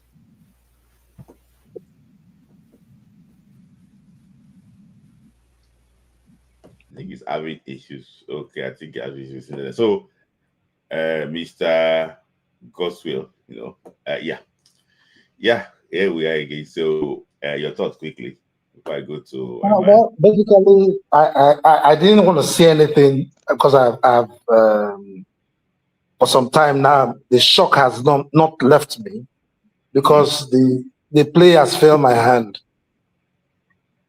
The NFF already bungled the whole stuff. I had been shouting. We had that match under wraps, but what has happened has happened. The way forward, fresh team. We can build our team, at least for now, with maybe like somebody like Osime as captain. Drop Onwabali. I've been singing it to drop Onwabali. I've been singing it and I'll keep saying it. He's like a local foul. He needs to be benched. If he does not change his attitude, especially even in the field of play, he will cause us more problems than he's saving us. Maybe when we have penalty shootouts, we can bring him on to come and man the post. But for him, we need replacements. We need replacements. We have a good number of players inside Nigeria and outside Nigeria. We need to revive our youth football. That's my area. During my time, there was in Lagos, there was SMC Cup, School Management Committee Cup, and there was Principals Cup. Yes. We had Lafa League. Well, they already have this thing back now. Principal Cup back. No, how many schools are participating that you know of? The problem, I'm not like the problem is during my time, people like Tarila Okorowanta would play this year for Gazikia College. Next year he plays for United Christian. The following year he plays for Fimbas. The next year he's playing for CMS, and he's still in the same class. By the time he finished playing all of that, he was already playing for stationery stores. And he was still a very young boy. We need to revive our school sports system. That is one avenue of harnessing talent. We can bring that back. That is a local government and state government issue. We can start do a test case with Lagos State. Do a test case with Anambra State. Do a test case with any other state that wants to participate. And even talking about the school sport now, I don't know when you joined. There's African School Championship taking place, and I said something that it's only Nigeria out of the 7 West African nations, the Arabic nations, that don't normally send a team. See, you will see. Watch out. African school sports. Yes. That we used to win. Christ the King College, is it Onitsha or where is that school? Yes. Used to win that tournament a lot. There's one school in Kaduna. What's that name again? I used to perform very well too. So what are we talking about? We have like my son would say, we have homegrown talents that are raw, unrefined. What we do when they get to national team level is to refine them. With national team? Yes, because listen, I'm talking of the local talents. I'm not talking of the ones based outside. Okay. The local talents they are very good but unrefined. So when you bring them to the national team level, you begin to teach them basic technical skills. Yeah. So, Mr. Godwin, they have it, but they are not refined. Yeah. Because of time, I need to ask you one question. That's the last question I'm going to ask you. You mentioned your time. And yes. I also grew up around those. Football is my thing. That time you mentioned these schools requirement is that in fact, I remember then I was going to. There's one CSC school here. They have their own pitch. There's St. Philip's A. They have their own pitch. There's St. Philip's B. They have their own pitch. There is one new school. All schools must have playing pitch. But now I can go to Lagos State government and go and collect. I have like 4-bedroom flats. I said that you know what, my hand is crashing me. I want to open schools, and I'm going and get some those that failed GCSE, that failed WAEC, to come and be their teachers. And that's all. The issue is that things have changed. That time you're talking about, there is no enough private schools. Then it's standard that you must have pitch, you must have PE teachers. But nowadays, anybody can just wake up from the wrong side of the bed and say he wants to start school. And you're going to start school. And when you start the school, there is no pitch. They will be playing on concrete. There's no PE. So the issue is I'm not lying to you, the society thing. In the UK too, it's not all schools that have pitch, but there is a community center that they can go to. They book the community center days of the week. They want to do their PE. So, like, there's a pitch there within the radius of that community center. So, but that's another thing. We don't have infrastructure. We lack infrastructural development. That is one thing. And the issue is this too. Says last word. I can tell you this. It is because of the system we run in Nigeria. How can a private school be licensed and it does not have a sports ground? That's number one. Public schools, most public schools in Nigeria, at least those older ones, from CMS, Grammar School, to Pimbas, to Gasikia College, to all the rest of them, they all had training pitches, pitches that they could use. King's College, they all had pitches. Horsey College, they all had pitches. Government College, they all had pitches. Now, these schools have been taken over, and they've built, some of them, they've built houses on them. They've taken over their lands. They can't do sports anymore. And if they have to do sports, they have to do it outside the school premises. When we used to go for recruitment, you don't go for recruitment outside the school. You go for recruitment in the school. Yeah, I know. Now, state government, federal government, this is save our soul. We need to save our sports. Not just football. Morocco is getting it right because the government intervened. I know that some of my people actually will go be Morocco. I went to the country. And I realized that the model they are following is similar to the UK. In the UK here, if you walk small now, you will see pitch. If you walk small on the left, you will see pitch. Even there's a guy that normally trains Igalo there. The guy used to train some boys to very close to my house, in this Manchester. Like what you see, he will rent. I'm not saying he will rent the pitch, from the community and train some boys there, some schools, people that want to do extra training in the academy. He will train them well. So what I'm just trying to drag out basically here is that there's facility to rent. But the issue is that there is none. Again, even the ones we have is your man, Money Michel, is one that is doing it.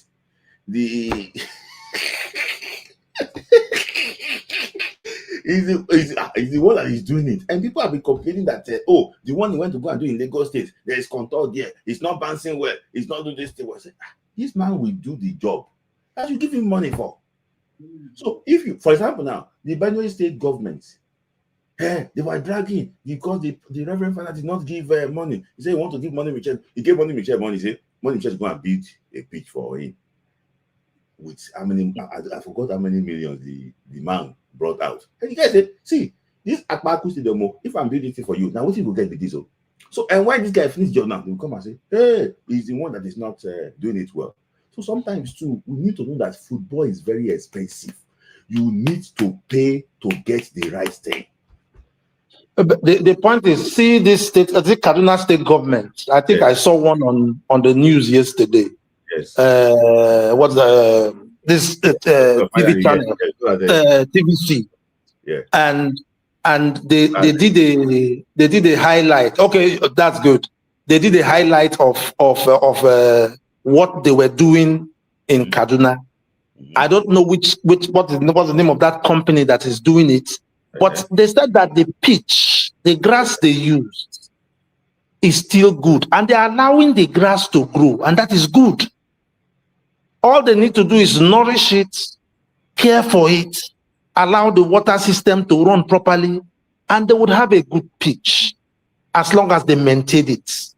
Yeah. The point is bringing foreign grass from outside to Nigeria will not work. Will not work. You bring it, it's a different weather, it's a different thing entirely, and you bring it to Nigeria to come and do grass. After 2-3, they step on it for 2-3 times, it's gone. So we need to change our priority. First of all, change the people who are causing the problems in the first place, which is the NFF. I when I think back, when you said there has been no good, at least I had a close relationship with Emeka Omerua. Yes.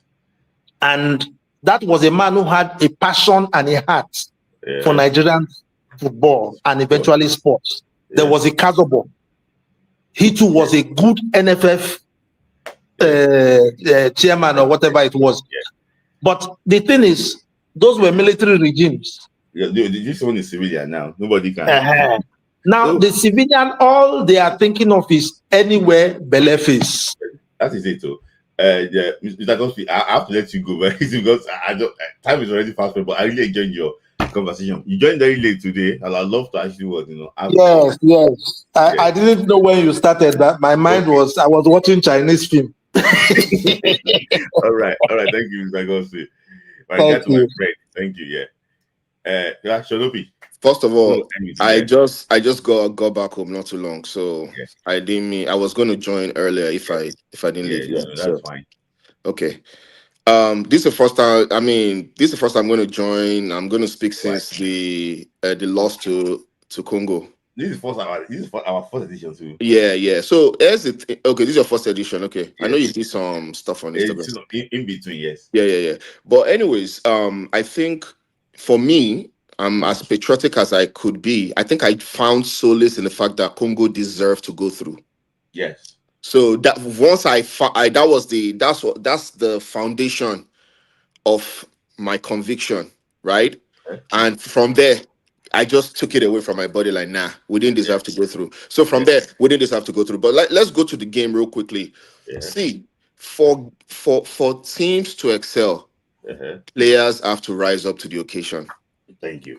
Let's call it what it is. That day, okay. Remember, I think I said it in the halftime live. I said Osimhen is not even playing well. I didn't know he had an hamstring. Since he was playing through an hamstring, so I withdraw that statement, right? In the first half, because I noticed that it was quiet at a point. You know, see, when you have the current, the former African, now the former, during the game was the current African Footballer of the Year. When you have someone like the current Footballer of the Year at the time of the game in the field, and it's almost like an absentee, you have a problem. When you have players that you expect to rise up to the occasion, they did not rise up to the occasion. There's going to always be a problem. For teams to win, players have to rise up to occasion. Nobody rose up to the occasion. And the guy that we always rely on, Victor James Osimhen, was injured. As a matter of fact, I heard he got the hamstring at the 15th minute of the game. He just played for the 30 remaining minutes through pain. And he was even begging that he want to finish the corner. Yeah, so no wonder. I mean, obviously they won't let him get back. You know, even if Galatasaray finds out, it won't be funny. So, you know, it's just the way it is, and this is just a playbook of AFCON final. Stifle the midfield. It will be. See, my elder brother is in fact, I want him to come here one day to talk. He said Iwobi thrives when he faces the attack. If you don't give Iwobi the chance to face the attack and you are forcing him to back the ball, he's in trouble. Iwobi thrives. That's the same playbook AFCON Cote d'Ivoire used for us in the final. Same playbook. Stifle their midfield. Don't let them play. Don't give Iwobi. Once Iwobi gets the ball, crowd him. Guess what? He's going to panic and turn back, pass back. As he's packing back, rush him. Don't give him any. And that's exactly their playbook, because they know that any spark or any atom of creativity will come from Iwobi. And guess what? Their coach, tactically, he mastered. He knew the team, that this team is almost one-dimensional. Maybe with Osimhen makes it 1.5. So he got it right. And unfortunately, Lookman, Chukwueze, all of them, they didn't rise up to the occasion. So, asking a few questions. What about the first half? You know, we had a chance to kill the game as early as possible, but Erica was spot on in the early exchanges of the first half. Like, it was pressing high, we were getting opportunities, and we have been 3-0 up, you know, in the first 20 minutes or so. Do you think that it might be a different game entirely? Do you notice what I said? I said the players did not rise up to the occasion. I've not mentioned the coach. I've never, because the coach played 4-3-3. Because he knew that Iwobi and Ndidi could not handle the pressure from Congo. Their midfield is better. You and I know that. Yeah. Their midfield is better. So he put in Frank Onyeka to support them. So tactically, nothing wrong. But the players failed to rise up to the occasion. That's the problem. And I want to piggyback on something real quickly that I love. I mean, I think, was it Chris that said Nigerians will always produce talents? Yeah, and I think Sport Grinder. No. I think Chris said it. Then Sport Grinder said it, but it now made a balanced view at the end, which I kind of like, because I was gonna. I mean, I used to be of that school of thought that Nigeria will always produce talent, but bro, at this point, I am not sure anymore, because when the production line is faulty, it lacks quality, is dried up, right? And you are doing window shopping in UK, window shopping up and down, Russia, UK, and the real source, where there are 220 million people, as compared to maybe like 20 million in the diaspora, is a numbers game. The source is dried up. It lacks quality. The future is bleak. It's super bleak. But I like Sports Grinder's submission, unless they do something. And I know Nigeria would like emergency whatever. They now put a community together. Oh yeah, let's revive Pepsi Academy. Let's find a new Kashima Olaluko to spring up an academy in Ilorin. Maybe we're going to have a new Chinedu Obuke, a new Mikel, a new Onyekachi Akpam. You know, but right now it's dead. It's not working. The production line is faulty, and we cannot see if the production line is faulty. Window shopping no go work, oh, my brother. And It I won't know work. I'm very, very frank with this team, and you are very objective with this team. So before I actually would let you go, because actually, I know that we were trying to actually work over that out of time. But before I actually want to let you go, how will you rate Wolverine Ndidi as the captain of the team? See, I will borrow a word from Ikechukwu the rapper. Say you cannot be more than what you are. Okay. You cannot be more than what you are. Yeah. When he busted into the scene during that World Cup, I mean, I know it was borderline. Olise gave him his first lineup. I think he played against Belgium. Olise and he played against Cameroon. Yeah, Cameroon in Belgium 3-0, 4-0, something that we flogged them. Olise gave him a shot, then General brought him on the scene, started replacing Mikel little by little, then he took over the spot, right? Yeah. We saw that this guy is good. It's not Mikel. We saw that it was good. But this what we're saying is like 8 years ago. Yeah. 8 years ago, yeah. That's 8 years ago. And if we want to go by Olise, because Olise left around that 2016 or so. 2016, yeah. That's about 9 years ago. It's not the same player anymore. You cannot be more than who you are. So this is not a. I only mentioned what's his name, Lukman and Iwobi for strategic reasons about players rising up to the occasion. He has nothing personal against them. I still like them. I love them as players. I'm still a fan. As a fan, yeah. I'm just gonna. I mean, it's not any spite or anything. It's not any to spite them at all. Yeah. I ain't got time for that. But yeah. But indeed, this is 8 years ago, 9 years ago. Look at the average span of players that play for Super Eagles. By the time you are knocking that 10th year, 11th year, it's not the same anymore. Even the funniest thing is that I just remember that when Simon played under late Kostivication. Yes, now. It's been around. It's been around for a minute. Oh my days! He played under late Kostivication. Yeah. I'm surprised that it's against one game in Calabar that it was there. That one game in Calabar I just remember. So talking about more than 10 years now. Yeah. It's long. They've tried their best. Come on, let's call it what it is. Ndidi. Let's forget anything. Ndidi people will always remember the good things he did for Nigeria. It's not always bad. He did his beats. 2017 World Cup. Anytime he comes in, man. Even 2019 AFCON. He marshaled that midfield with what's his name? Etebo. They more than marshal the midfield. They've done their beats. They do their beat too. They've done their bit, but the problem is if the production line is drying up, and under 20s are not coming through, under 17s are not coming through. The league is not sending players to top 5 leagues. They are going to Azerbaijan. They are going to Iran. They are going to. It's drying up. It's drying up. It's drying up. Yeah. So Elichel cannot do much unless he okay, let me take that statement back. Elichel will have to be so daring, very daring, bold, and it can go either ways. Yeah. Let me ask you a question before you actually go. I don't know. I keep going to ask you. Yeah. If Elichel win this AFCON, is it like compensating failure? See, to be honest with you, I prefer winning AFCON than going to World Cup and just participating.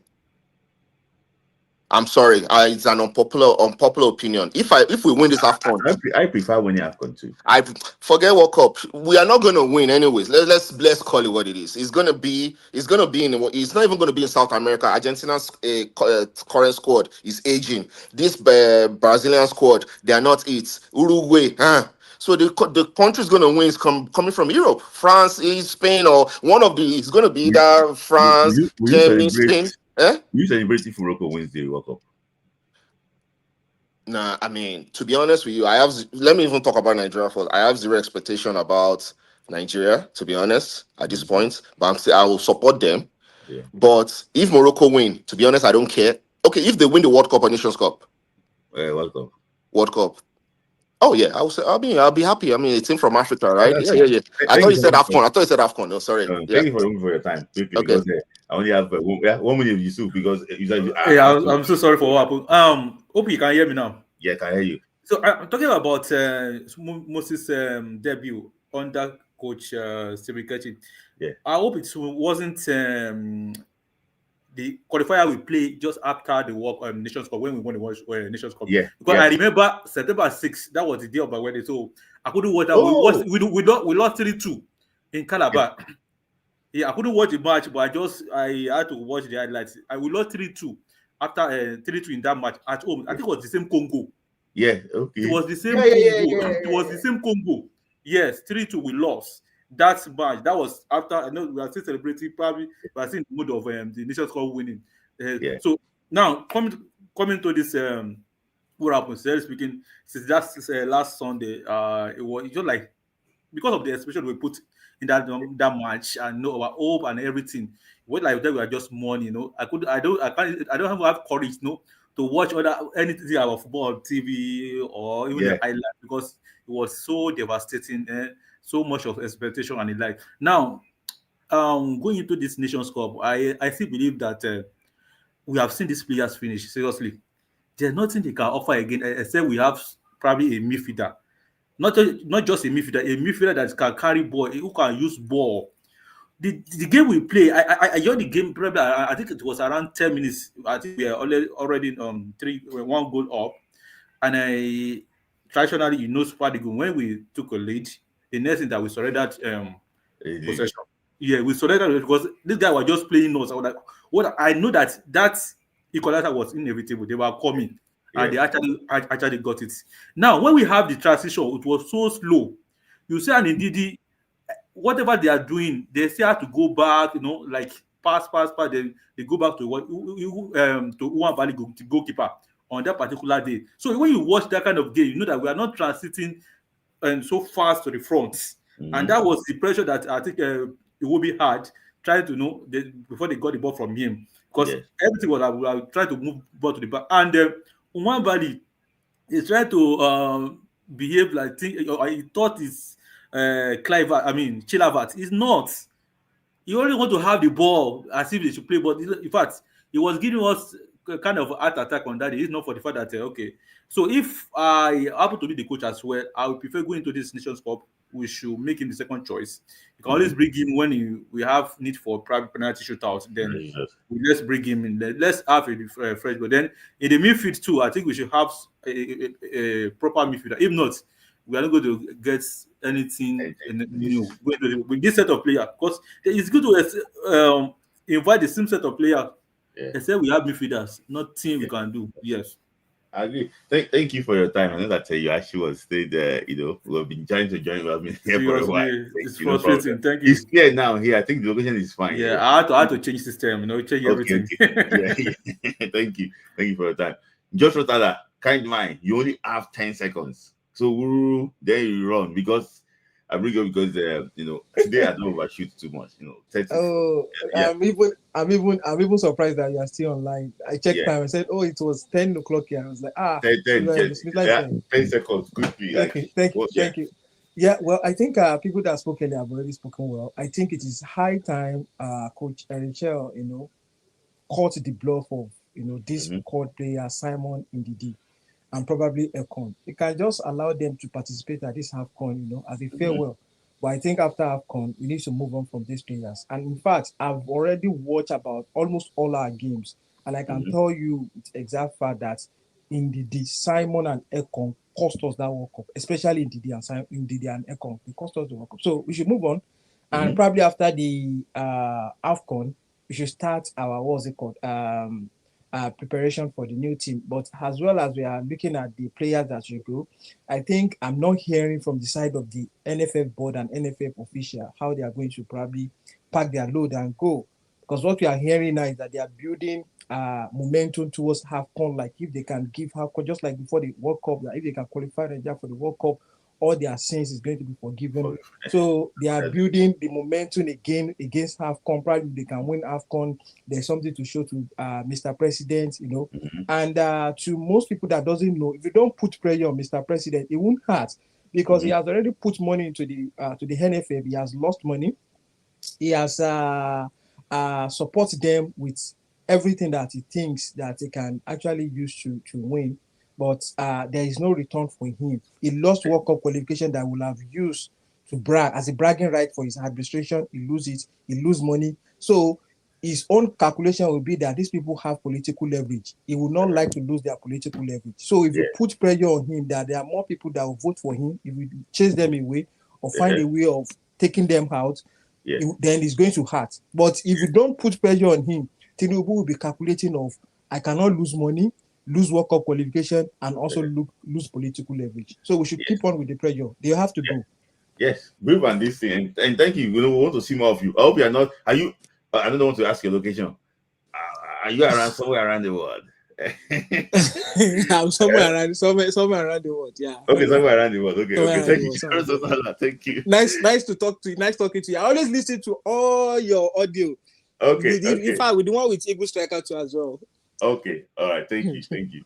So yeah, thank you guys. That is that for today. I don't want to my time. Thank everybody for your super chat. Thank you for show for being there. About 150 people still watching us for 4 hours. That is crazy. This last comment from Jonathan, it's really good. Maybe go look at the political side of it and look that to take these people out of. Yeah, because we have to look at it now and think the way they think. Because how can somebody give you 1 billion naira? And they rush. Where no. We don't. It's not rushing. We're not going to the World Cup. So, guys, thank you for your time. Apologies that after I was spent like 4 hours plus. So, guys, I'll make sure that 2 hours 30 minutes is go with 2 hours 30 minutes. But because today is Friday, that's the reason why. Just because it's Saturday. So, guys, apologies for staying that long. So, guys, share the video. Tell your friend that we are always live every Friday, and don't forget to get me on Monday too for not Friday at 4 o'clock for Nigeria's podcast with IoT Africa Striker. Thank you. God bless you.